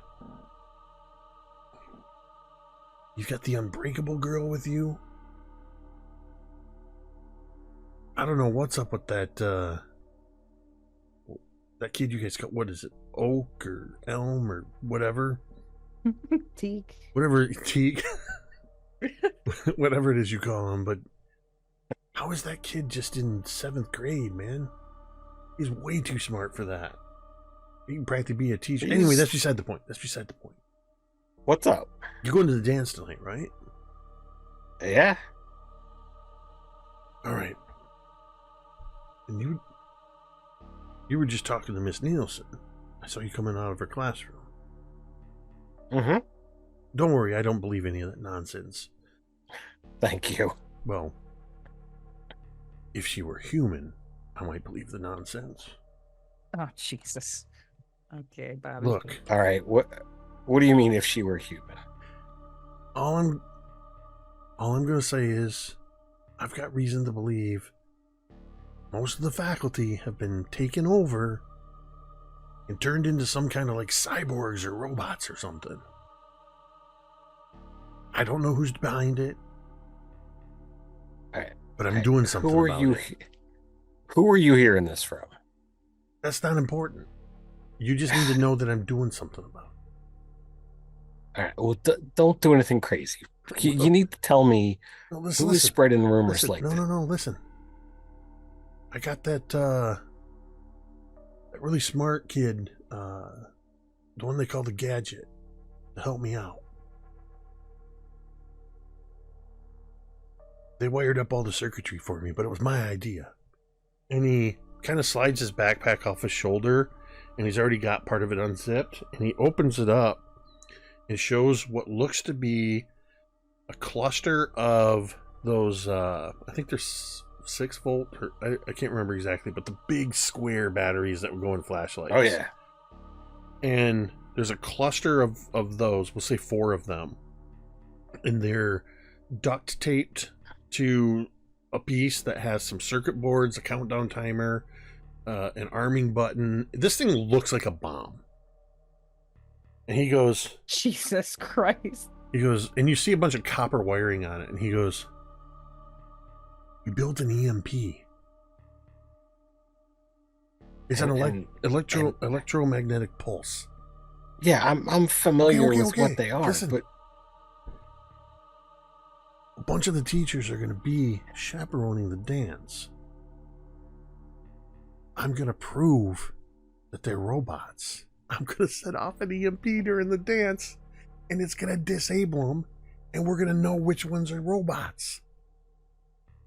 hey, but you got to understand, it's going to turn out the lights. It's I going know. to turn off the music. Yep. So, And when the generator if you- kicks in, the lights will come back on, and there'll be a whole bunch of deactivated robot teachers. unless these robots, have some kind of extra thing in them too. And I'm just like kind of laughing to myself. Extra thing like what? I don't know, some kind of emergency backup power for themselves. I mean, if the school's got an emergency generator, how do you know these robots don't?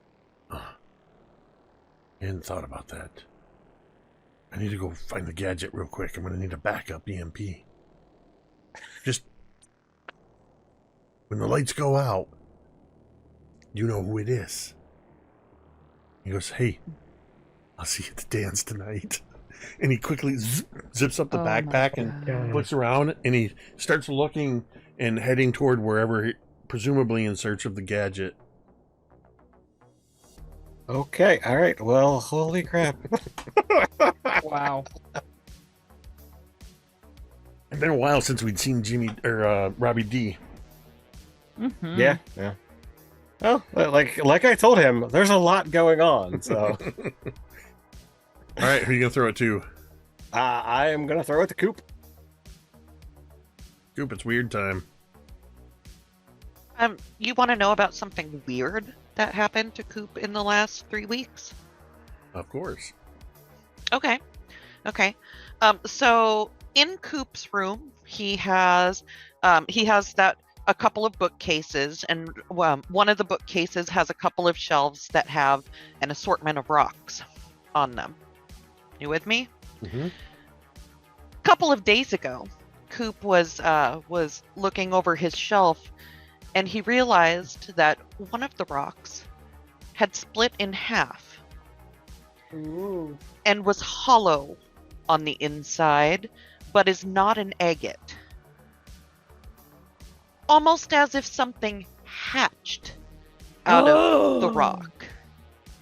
Oh. So not an agate, but So- an agate.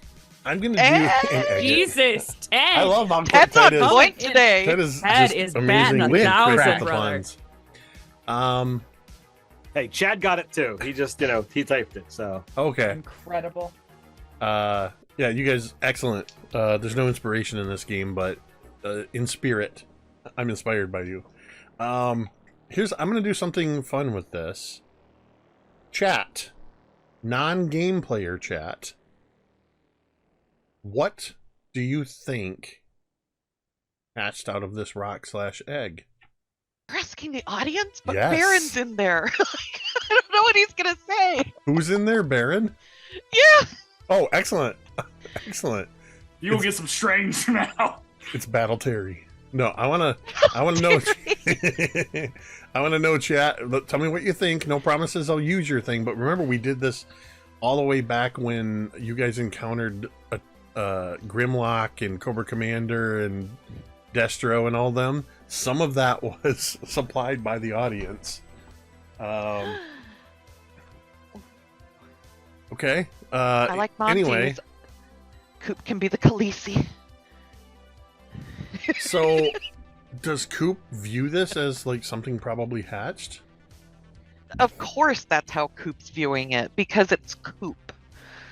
It could just be a hollow-ass rock that just fell apart, but in Coop's head, something happened. And he questioned James and Templeton to find out what the hell happened. And they're I like to imagine a scene where Templeton and James are standing next to each other and they do that kind of like slow head turn and then the slow head turn back at you. Like, no, we don't know anything about that. Really, we don't. That was amazing, dude. Wow. So you're tossing your room looking for anything that doesn't belong there. Okay. Looking under clothes on the floor, under the bed. Go ahead and give me... Oh, I don't know if it's related to this or not, but remember, I have the treasure hunter strength, so I will go ahead and use a pop just in case there's anything good So in my own room. So what does that give you, the treasure hunter? Spend 1 token to find useful items in the area. Okay. Interesting. Useful items that you find while looking for a possible hatched creature. A molded skin? Which would be proof. Proof! And then James just goes, that is mine.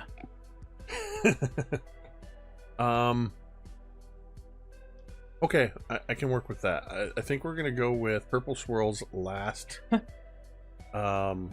suggestion. We had dragon, snake, and a lizard could work too.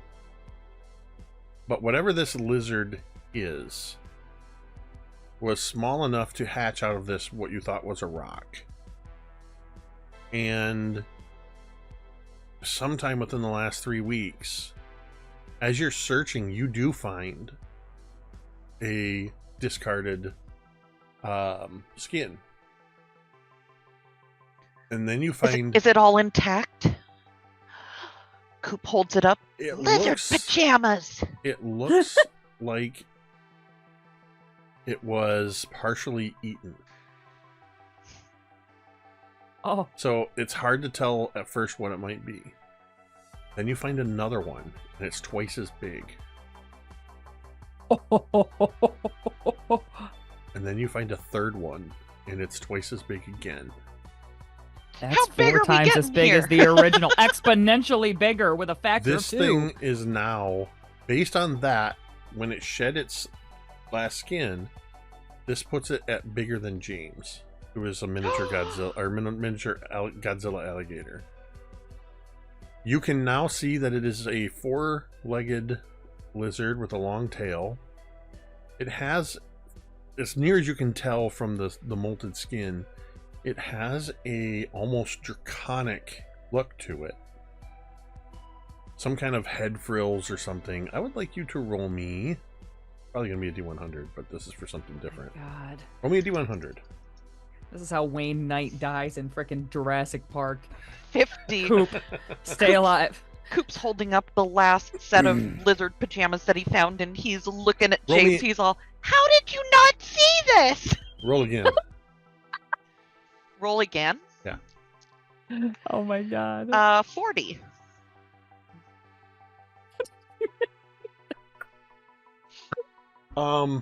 So Oh my God. something that I think that your mom does, probably intentionally, the original intention is to mask the little boy who likes to collect rocks and has a pet lizard and now a pet rat and likes to bring home weird stuff and is on the verge of puberty, probably to mask smells. Your mom has taken to putting plants in the windowsills. You got probably 2 windows in this room, but they don't usually fare too well. They're just, your mom doesn't have a green thumb.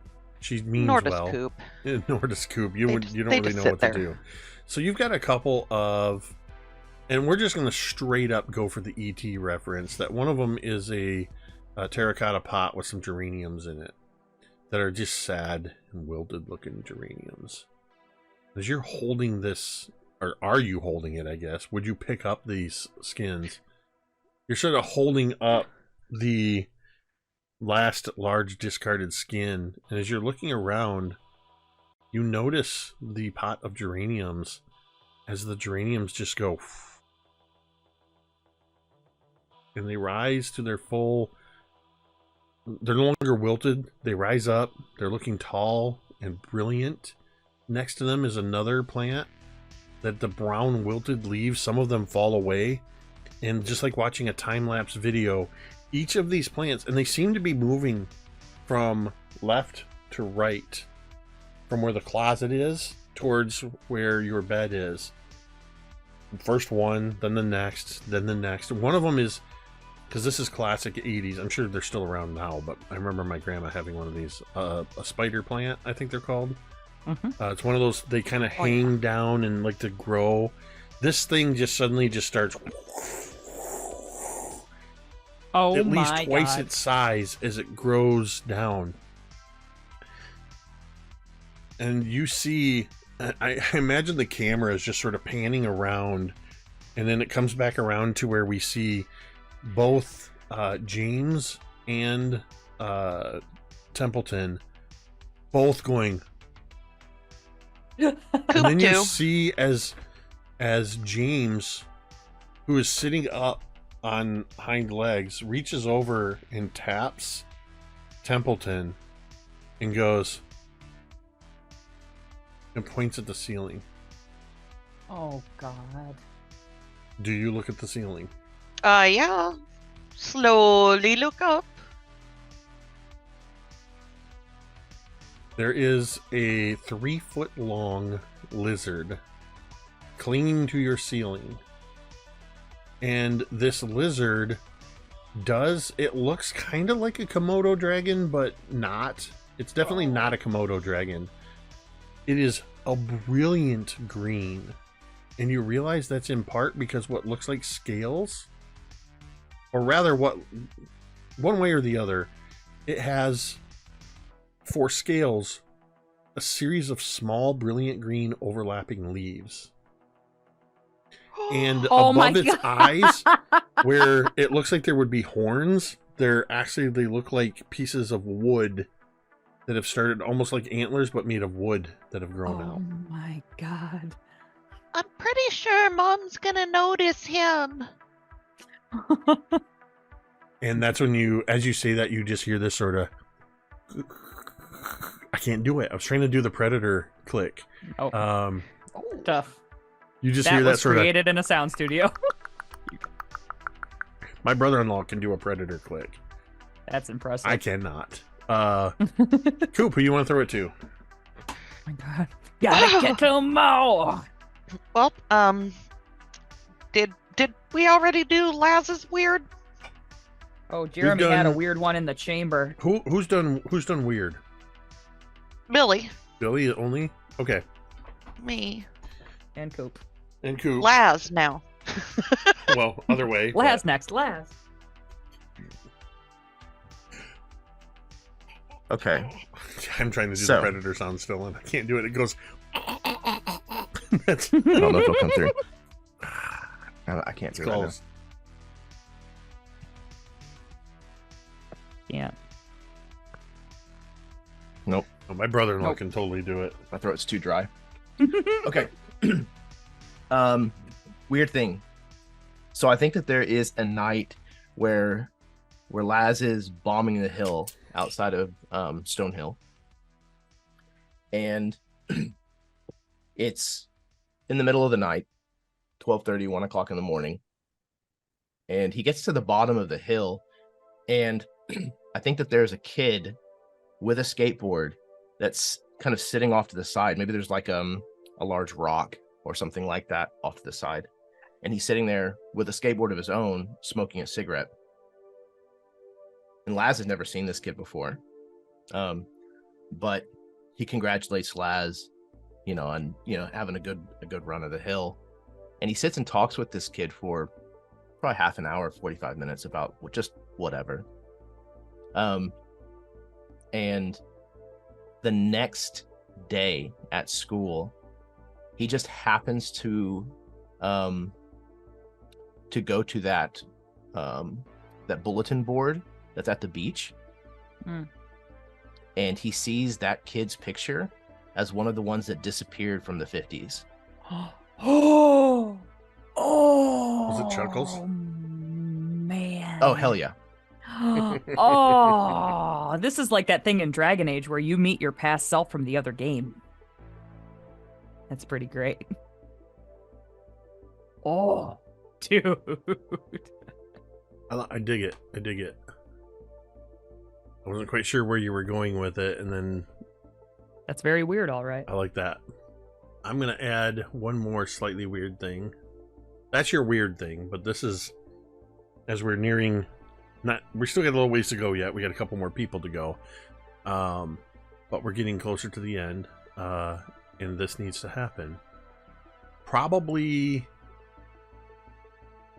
where do you go after the beach when you make this discovery?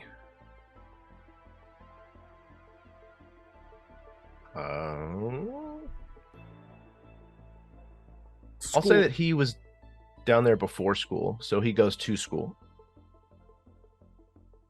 Actually, I like this.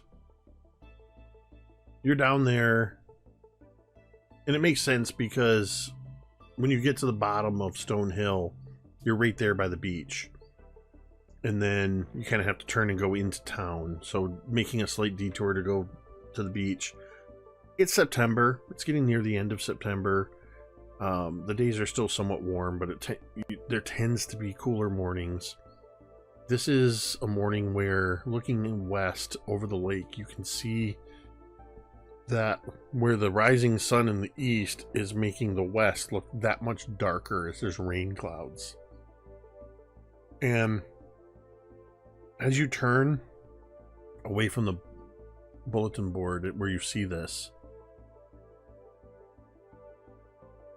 you did not see this person when you approached. You don't see any sign of that. You didn't hear them. As you turn, Victoria Van Houten is standing there. Oh. And she's staring out at the sea, at Lake Michigan. At the staring ocean. out at the sea. Wait. She's staring out at Lake Michigan, and sensing that as if she sensed that you've turned around, she just says, "I've always liked the way that the sunlight makes storm clouds appear darker in the distance." Shit. He says he's like spotted this person that he had no clue was there moments before. Yeah. I mean, I guess it's pretty in a You way. like thunderstorms? I mean, they're all right, I guess. Sure. What's your favorite season?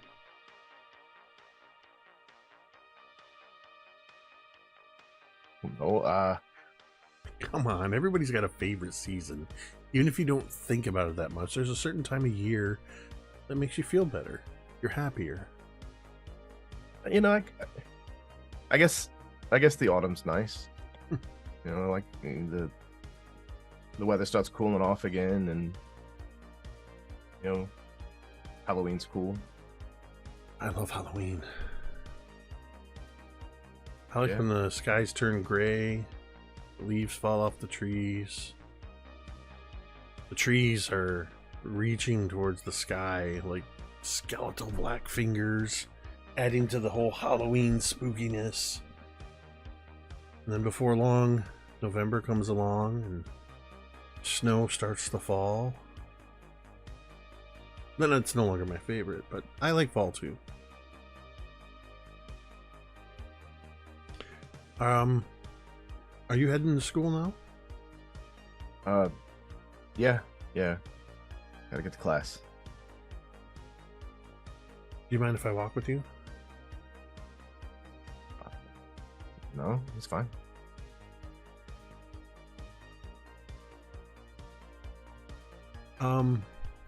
I think for at least a little bit, maybe for the first like 5 minutes, she doesn't say anything. I imagine neither of you saying anything for the first few minutes. And then as you turn on the street that's going to take you towards the school, you got maybe another 5 minutes of walking. So I know that Dr. Sharp has you doing some kind of detention, like you've been having to work with Claire Spicer and Aaron Treese. Yeah. My own personal hell. I tried to get on the decorating committee, but Claire does not like me. You tried to volunteer for that shit? I mean, the overall decorations are, you know, it kind of fits. Midnight Masquerade, all the masks and the darker colors, the blues and the blacks and the reds and the whites. She kind of indicates she's wearing a black, white, and red outfit. Like, it's kind of my thing. It fits, but yeah, Claire's just wasn't having anything to do with that. So anyway, I guess I'll just experience the decorations you helped to put up tonight at the dance. Yeah, they're they're a real doozy. So you've been so busy and being punished, and I hear you have to work the door and work the punch bowl tonight. But Yeah, you're going to be that's all there.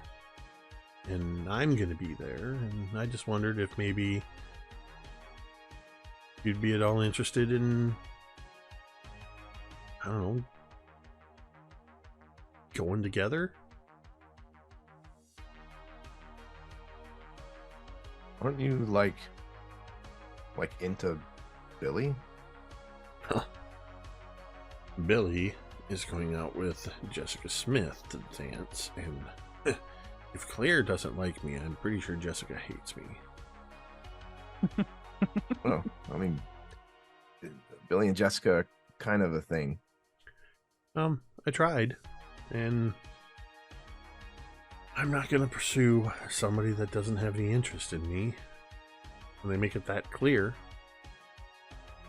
But there's lots of fish in the sea, as they say. Well, he kind of like puts his hands like deep down in his pockets, kind of like to the point where he can extend his arms and almost like lock his elbows. I kind of got a thing too already with Rosie. Who's going to the dance with Jimmy Bretsky? Yeah, you know, like you said, I gotta sit at the door, and you know, I'm not gonna get the chance to really like do much of the dance stuff. Not that I want to or anything; it's all dumb anyways. But they're just going as friends. Okay, so that's a no. You're the second person that I've asked to the dance who's turned me down.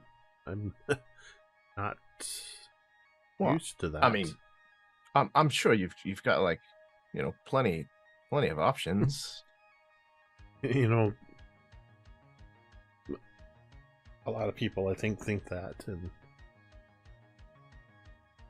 the funny thing about being popular and considered one of the, and she seems genuinely almost she seems almost genuinely shy about saying this, but being really pretty is, everybody assumes that I've already got a date, and nobody's asked me. Well, I mean, like, no offense, but you're kind of scary. Fair. What about me is scary? A lot.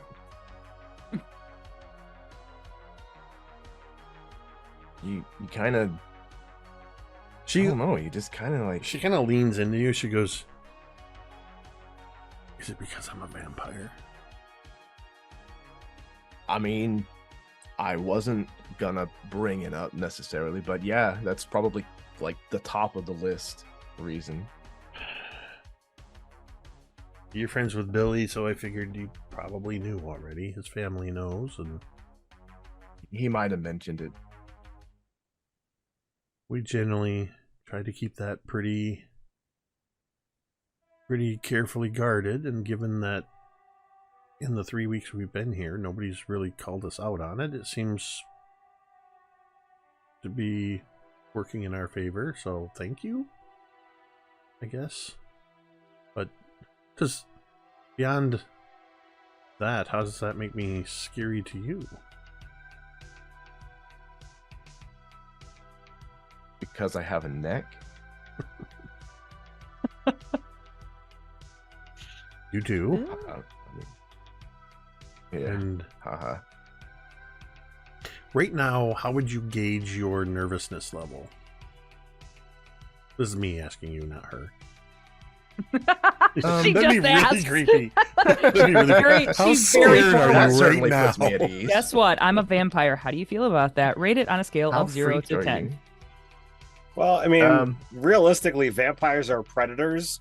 So if you're acting, nervous and thus prey, that could draw out the predator. So, Yeah. There you go. I think he's not necessarily nervous about her like attacking him or anything, but this is just a really socially awkward situation, and he just kind of doesn't want to be in it anymore.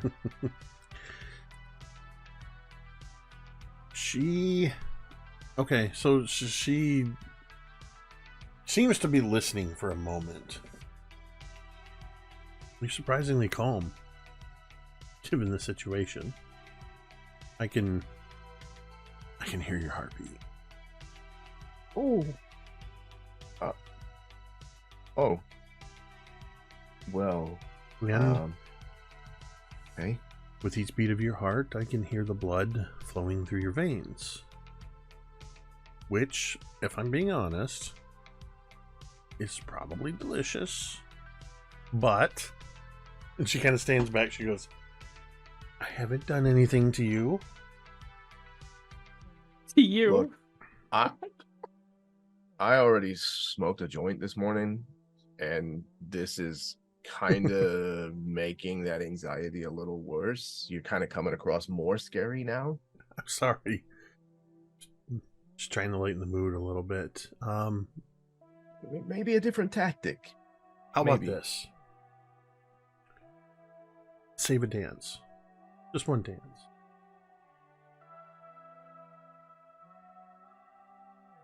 All right, I'll tell you what.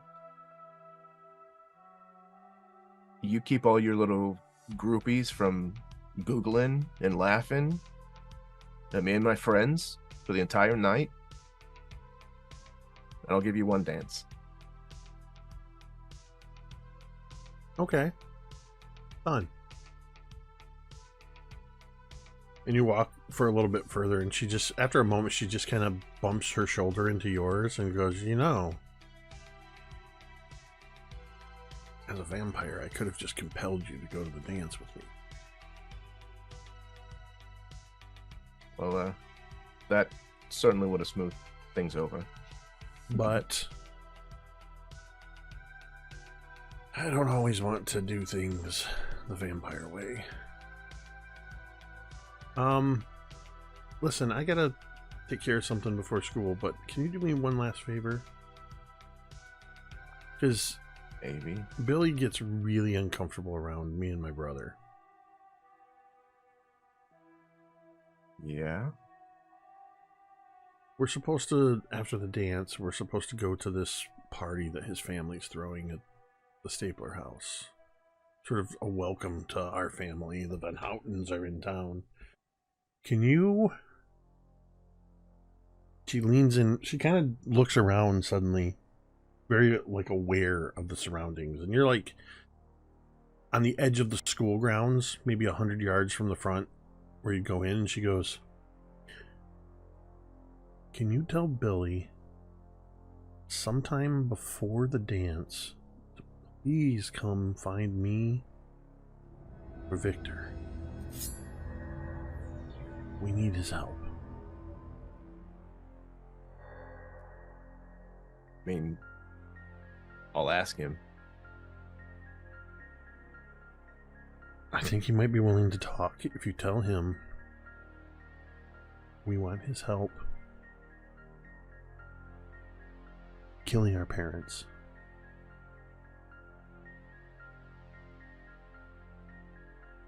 It's at that moment that the bell, the first bell, the warning bell, goes off. I gotta go.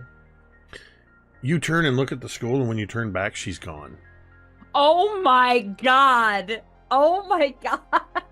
Who are you gonna What throw a it to? cool girl. Fucking date her. No offense. I mean, Carrie is like... I'm not gonna lie. I kind of like playing all of these NPCs. Oh my god. I never Like, realized these are how all much awful people. I never realized how much I enjoyed playing kind of awful teenage girls.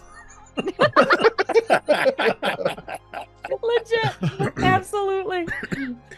All right, we've Fantastic. got, what do we got? Rosie Oh my and, goodness. and Oak left Correct. for weird shit.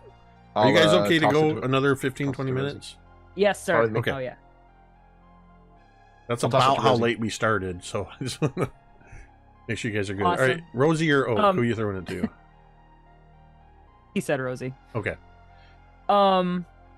So I think Rosie's like weird thing is kind of a conglomeration of several like repeats of like one weird thing, like one weird category. She's been really ever since she found presumably Coop's hand in her mom's desk, she has been like very suspicious of her mom. And all of a sudden she's noticing like her mother's staying late at work, like a lot, very often. Sometimes where Rosie seems to remember previously her making it to like all her sporting events, all of a sudden she kind of isn't. Um, Rosie keeps walking in on like half conversations.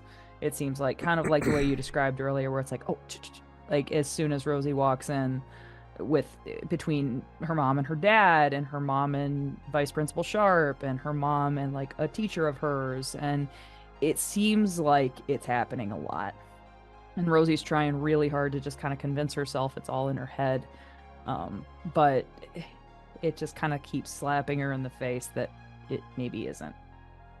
And so that's been kind of like, frankly, the least weird thing that's happened here, but it's so repeated, and so Rosie wants it to just kind of go away, and it's just not. So What is something that you would do as your suspicion mounts? You've already nosed around in her desk. What is something that Rosie would do to try to find some kind of further evidence, given all these scenarios you've mentioned? So I think probably like the suspicion would kind of build and build and build until Rosie just like can't help herself anymore. And I think maybe like one night, late at night, she goes down to like the hook by the door where her mom hangs her purse. And she wants to look through her purse, and she's looking for that ID tag with the Paradise Orchard, presumably that symbol on it. Or anything else. As you wait until after everybody's gone to bed, and you wait for the telltale sounds of your dad's snoring coming from the room down the hall, you sneak out, walking along the carpeted floor, passing your parents' bedroom. The door is open a crack, as they always keep it open slightly. Mm-hmm. You can see through the moonlight coming in through into their room. You can see, you can hear and see your dad snoring, and you can see your mom lying next to him with the sleep mask over her eyes that she always wears. Taking a moment to look in there, and then continuing on to the stairs, walking down the stairs carefully, avoiding the 2 squeaky steps. I swear to God, I was just about to say to it, like avoiding the squeaky board or something like that. Yeah, for sure. Every kid knows where the... We had a set of stairs that you were going... There was walls on either side, mm-hmm. and you had 2 turns as you went down them. To get past the squeaky stairs, I would literally put my hands on the wall and like lift yourself down. Yeah, I would bear my weight and skip over the squeaky steps. My sister, on the other hand, came running down the steps, and you could hear her hands squeaking along the paneling as she skipped half of the stairs and just... Oh my God. So you come down the stairs. Yes. The stairs sort of come down into this little foyer area, and it's kind of like a closet, but it's open. There's a little bench seat where underneath the seats where all the shoes are kept. Most of your shoes are kept inside an actual closet because you tend to have a bunch of muddy cleats and dirty shoes, and mom doesn't want those out. Can't have those out on display. But the basic shoes that everybody wears, all that's out there. A couple coats hanging up, and your mom's purse is not hanging, but it's sitting leaning against the wall. This is the 80s, so I think, basing on my own mom, the purse is a little bit bigger. Not huge, but it's a little bit larger. It's black. It's got some silver buckles, a couple exterior pockets. A thing of crushed cheese crackers in the bottom.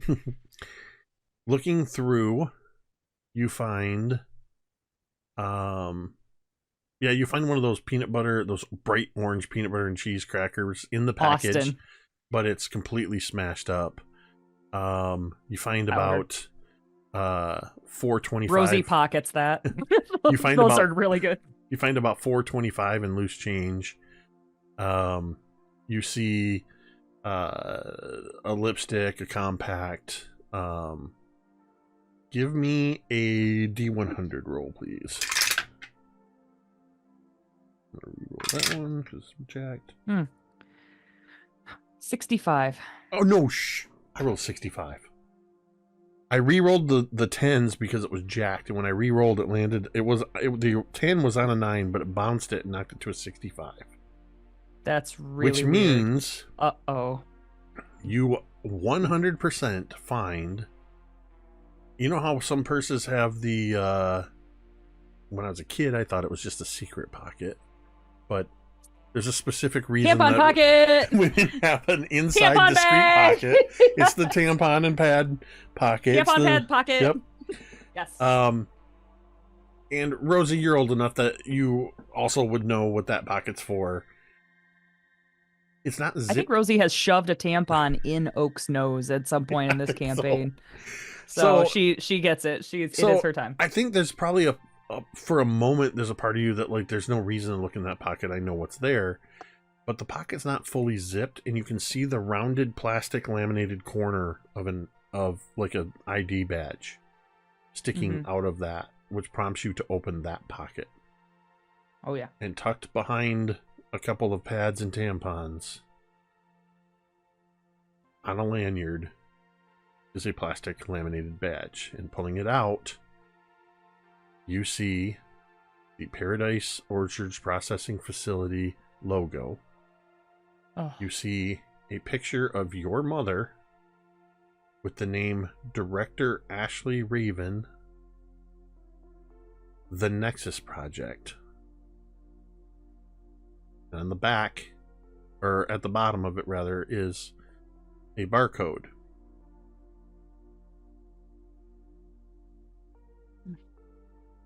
This is the version of your mom that you saw before she left her office, wearing a dark suit with a white shirt, her hair pulled back into a very severe bun, minimal makeup.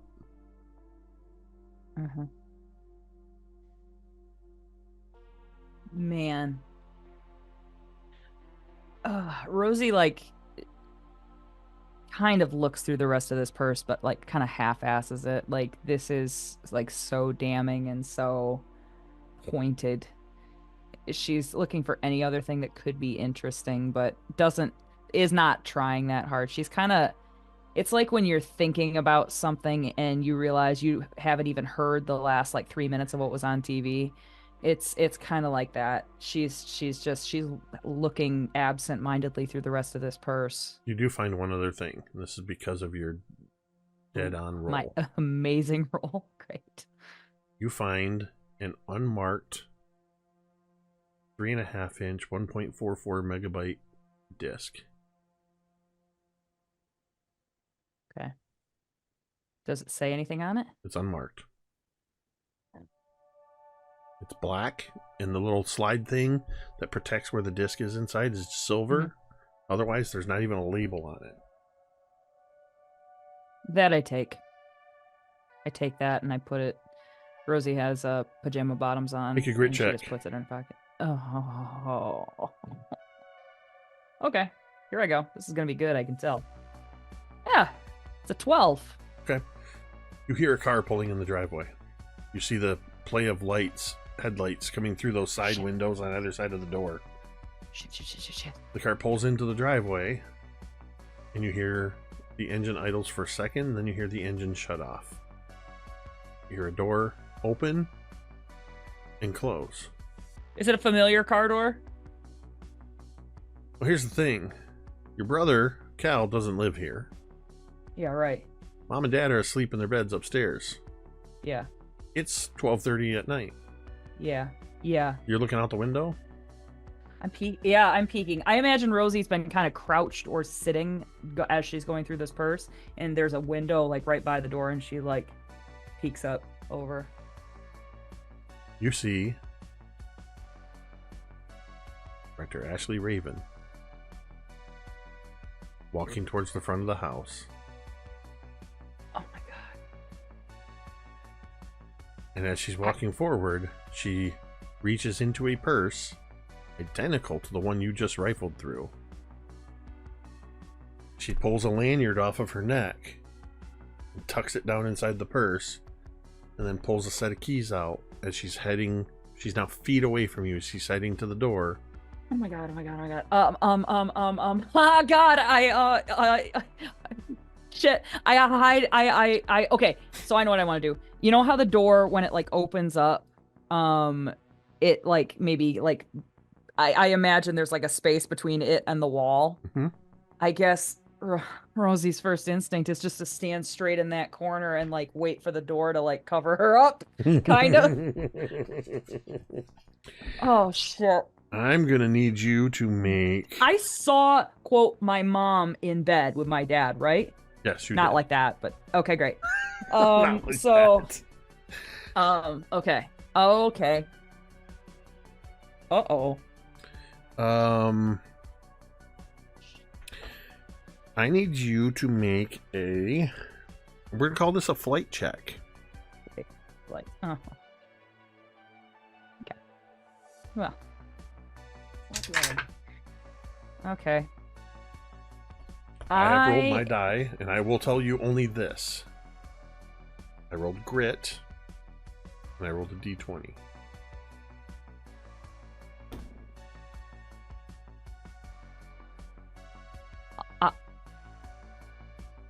I'm trying to see if you're bullshitting me, dude. I rolled a d20, but he got a 3. I know, Jeremy, Maybe but I he's would have to bluffing. spend.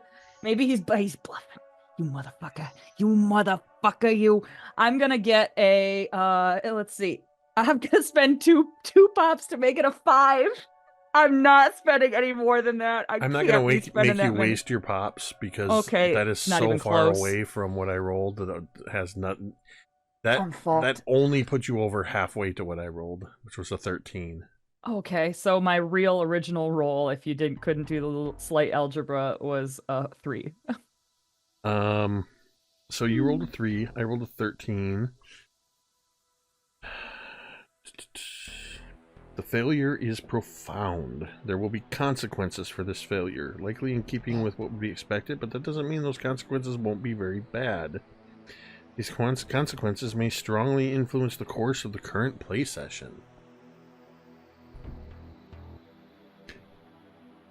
The door opens, and opens right towards you, and you're standing right there, hiding behind the door, sure that you've not been spotted. The door closes, and she turns around, and turns so that her back is to you. And she locks the main lock, and then reaches up and locks the deadbolt. And then she turns away from you and turns towards the stand where the coats and the purse are. And she stops. And suddenly the hall light comes on. Oh. And Sherry Gunnarsson, your mother, is standing at the top of the stairs, her hand on the light switch. She is wearing a robe. And she looks down and goes, What in the hell is going on? And Director Ashley Raven says, I told you she was going to be a problem.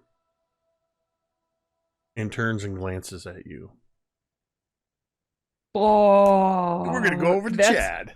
Go fuck yourself. That is like some dark Parent Trap shit. That is. Oh no. I would like to remind everybody wow. that a lot of this is based entirely on. You're the one that set the scene for what was going on. I did.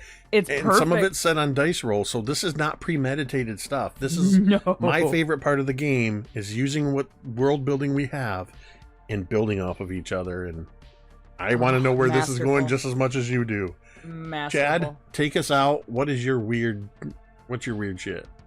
Oh man. Okay. So Jake, I want it to be golden hour. Somewhere in that 3-week time, I remember having a conversation with Heinz about asking him to go to the cemetery. So I want to go to the cemetery to meet, like to see my parents, to see my sisters. I want to go to the cemetery. And I want the weird thing that happens to be there. So I imagine Heinz probably would accompany, but like obviously give Oak his space. And at some point, I think it's probably the same day he's also asked Gertie to the dance and stuff, so he is excited. He is not sad when he initially arrives. And he'll just find his parents' graves. I think that graves. Heinz Yep. reluctantly agrees to take you. Yep. Even like he forgot that he said he would. Yeah. No, like, it's not that. Yeah. Heinz reluctantly agrees to take you. He drives you to the entrance to the cemetery, but he refuses to go into the cemetery, only telling you that the dead make him uncomfortable and he has more important things to worry about. It's clearly some kind of an excuse, and you sense a little bit of fear when he says that.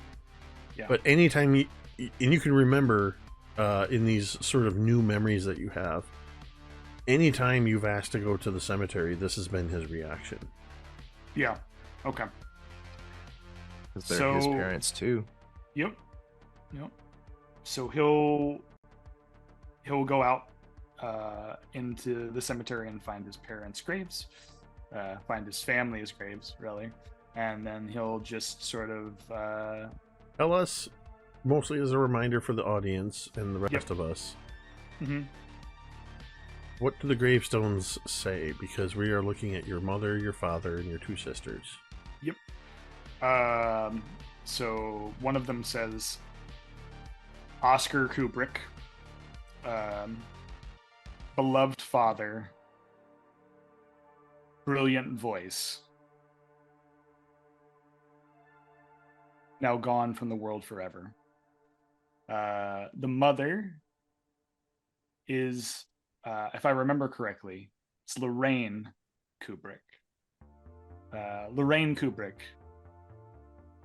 Did you just... Oh, hold up. Yeah. Did you just Coop Oak yourself? Maybe? Because it sounded like you just said Lorraine Cooper. No, Said Kubrick. Kubrick. Okay, because I thought you said Cooper and then corrected yourself. No. Okay. That would have been funny, though. That would have been really funny. No, Lorraine Kubrick. Yep. Masterful author. Brilliant mind. Gone far too soon. And then obviously his sisters, they don't really have like the predominant headstones like his parents do, but they're in the same space. And he would sit there within that same area and start. I didn't know how I was gonna, or if I wanted to, but I'm glad that I did.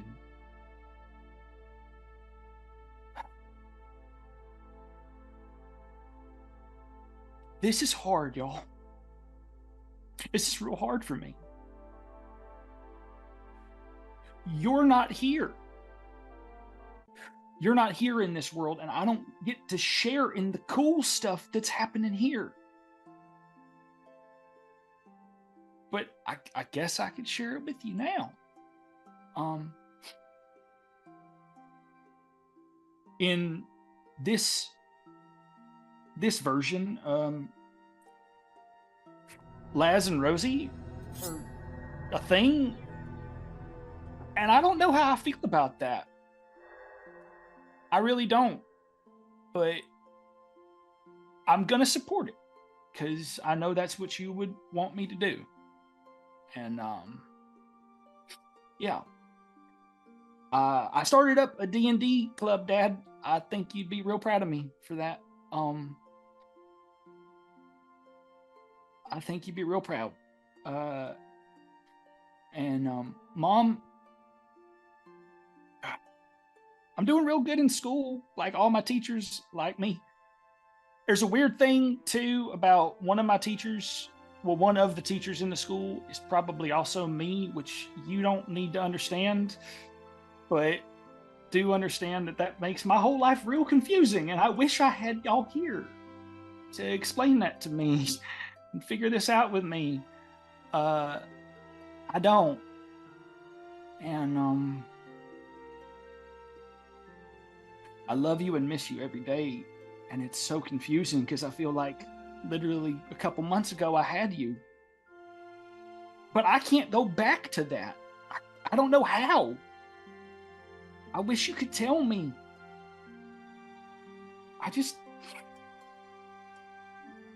Y'all are everything to me. And I don't want to live in a world where you're not here. Even if this world is kind of cool. And I get to have my friends. I don't have you. So, oh God, okay. He takes out his camera. I know this is gonna be weird. I'm sorry. But I just want it to remind me of you guys. To remind me that life is sacred and life is special, and it'll be gone in any second. So I gotta, yeah, I gotta. And he takes a step back from the graves and he puts down like a bouquet of flowers, which I'm gonna assume, based on my upbringing, will be honeysuckles, and there'll be honeysuckles. I love lilacs and like baby's breath, and there's like a bunch of those mixed together. And he puts those in front of both of the graves, like 2 bundles in front of those.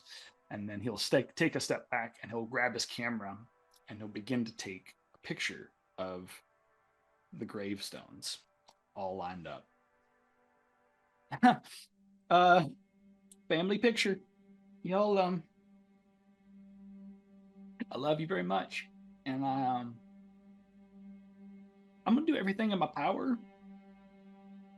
to find a way to come back home. One way or another, I'm gonna see you again. I know it. And he'll take a picture of the gravestones and the cemetery in the space that he's in. Is this with your Polaroid? This is with the Polaroid, yeah. You take your pictures. You spend a few more moments there. And then you finally turn away. Start to slowly walk back towards the entrance to the cemetery. Almost absent-mindedly shuffling through these still developing Polaroids. About 50 yards away from the gravestones, you glance down and you see the pictures are starting to form. You see your father's tombstone, your mother's tombstone, and between the 2 of them you can kind of see a little bit in each one of the bouquet of flowers that you laid down between the 2 headstones.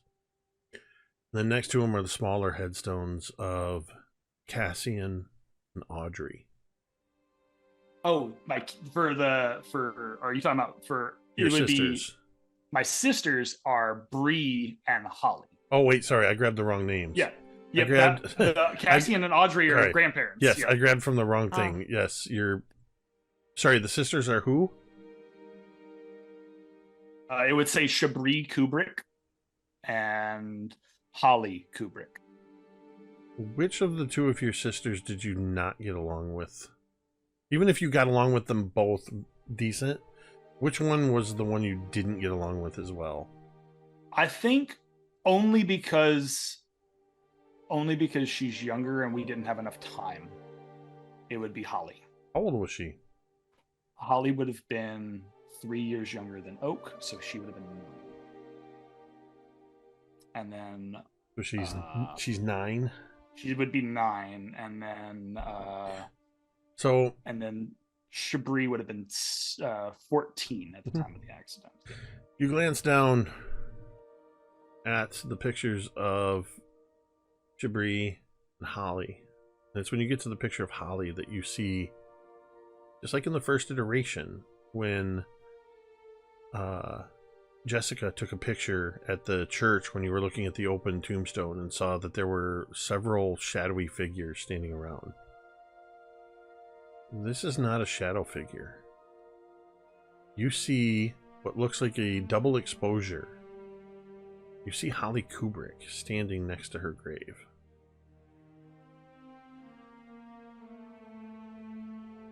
As you stop and look at the picture,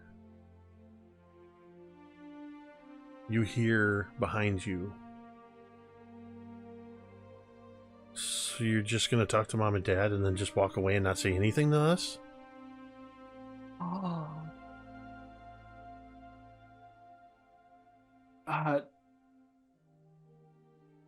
He hears that voice, and I imagine, is that Holly's voice?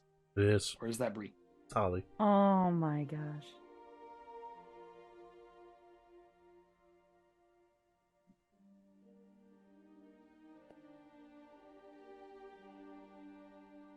It's okay, you can look. I'm not going to, like, scare you or anything.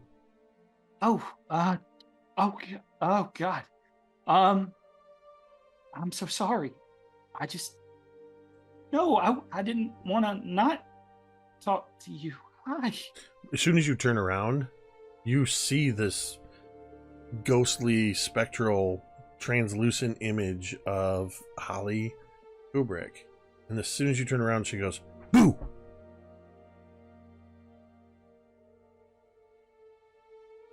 Hi, Holly. I miss you. I miss both of you. This is hard. You know? This is real hard. Not. Why don't you stop crying?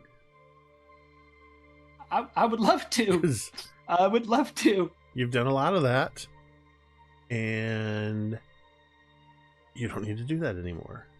At least not now. Because Okay. and you see her walking towards you, and she was standing behind the tombstone, and she walks through her own tombstone. Ooh. And she takes a few steps forward, and she goes, "I don't know how, and I don't know why, but I'm here now." And she kind of glances down to the side. Excuse me? And she reaches down and she plucks a stem of baby's breath out of the bouquet and holds it up and starts picking at the baby's breath. And you see the little pieces floating to the ground. She goes, "Yeah, I'm here. And I know things." Okay. Whoa. About him. And she points to about 100 yards away where Hines is sitting in the idling car outside the entrance to the cemetery. Oh. We need to talk. And that's where we're going to end tonight's session. Oh my god. That's awesome. So Oh. I have to tell you guys, Oh.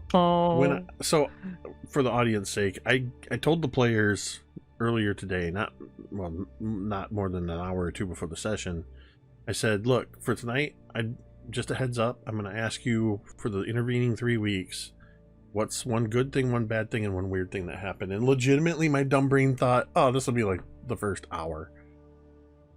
Quite a while ago, I realized, oh, this is the entire session.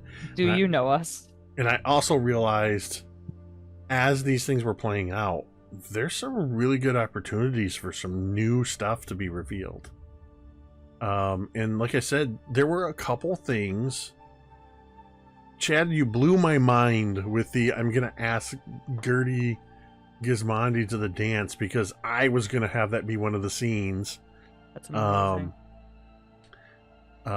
So nice little flip around on that. But some of these, almost every one of you had scenes that I did not plan for, so we just kind of rolled with it.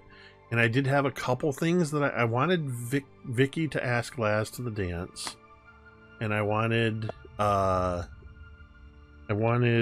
Robbie D to come talk to Billy about his his weird theory about robots and his EMP. And His bomb. All I wrote for Rosie was Jimmy Bretsky? Question mark. Oh God, I need to get him out of the way however I can. Here comes Dallas. There's one thing I didn't get to that I had for Coop, but that's because Coop, you went in a completely different way, and we got to have. I never would have guessed you were going to have a rock hatch for the weird thing, so we just rolled with it. Such a great idea. That is so such this, a great idea. I had a blast with this session. I hope you guys enjoyed it. We went technically about 15 minutes long based on our late start, so thank you for doing that. So with that in mind, we're going to go ahead and bounce out of here pretty quick. I just want to remind everybody watching that in just 2 days' time. Oh my God. On Saturday, April 20th at 5 p.m. Pacific, 8 p.m. Eastern, right here on twitch.tv/mini-terrain domain. If you're watching on VOD later, it'll be here a couple days after the 20th. Todd Stashwick's Nerd Circus presents Legends of Eleonora, Zephyr Against the Mist. This is benefiting the Pavlov Foundation. Todd Stashwick will be Dungeon Master in his Progcore setting, The Dark World of Fear. And he will be taking players Jonathan Frakes, Deborah Ann Wall, Michelle Hurd, and Will Wheaton, along with our amazing donors who donated in the auction a combined $16,500 to play in this table, at this table, Rob Jensen and Magna Gamma. We are going to see all of them playing in this amazing game for somewhere between 3 to 5 hours. Knowing Todd, it's going to be closer to 5 hours, where we are going to attempt to raise $50,000 for the Pavlov Foundation in their fight against childhood cancer. We hope you will show up to join us in that fight for what is sure to be an entertaining game with lots of incentives and lots of ways that you as an audience can donate to the charity while also affecting the game. It's like turning our domain dice up to 11 and giving money to charity on top of that. So we hope to see you there. We're going to have some amazing mods, some of whom are here in the chat with us, or in the game with us tonight, that are going to be in the modding the chat for that game. And just a little benefit that we get from it. We've already had over 600 people join the channel in the last 3 weeks. But if you look, I'm looking right now in the chat and I see Purple Swirl there. Hey. Purple Swirl came to the community from last September's event, showed up to watch this game, and just never left. That's what I love about the MTD community. People come to see these kind of things and they go, wow, this is a cool community, and they stick around. We do have a Discord. If somebody could drop the Discord link for me in the chat. Thank you to everybody who has subscribed or gifted subs or cheered bits that are, for the purpose of the game and supporting the channel, but also to all the new people that have been showing up. If you are somebody that's with us in chat, that's one of these new folks, welcome to the MTD community. And we hope you'll stick around. Thank you to everybody that's hanging out in chat. We appreciate each and every one of you. I love seeing the chat activity. If you are somebody that likes to lurk quietly in the background, maybe not participate in chat, but watch the game, or you're watching later with us on the VOD, know that we appreciate you. We absolutely do. If you're watching on VOD later, feel free to drop a comment. Tell us what you thought about the game or something you thought was cool or whatever. I love seeing new comments on the videos.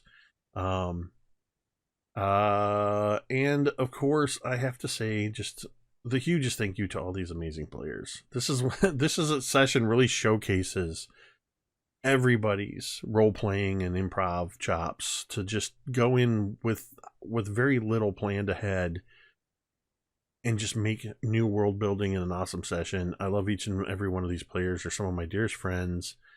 I am so lucky that I get to play this game with you guys every week.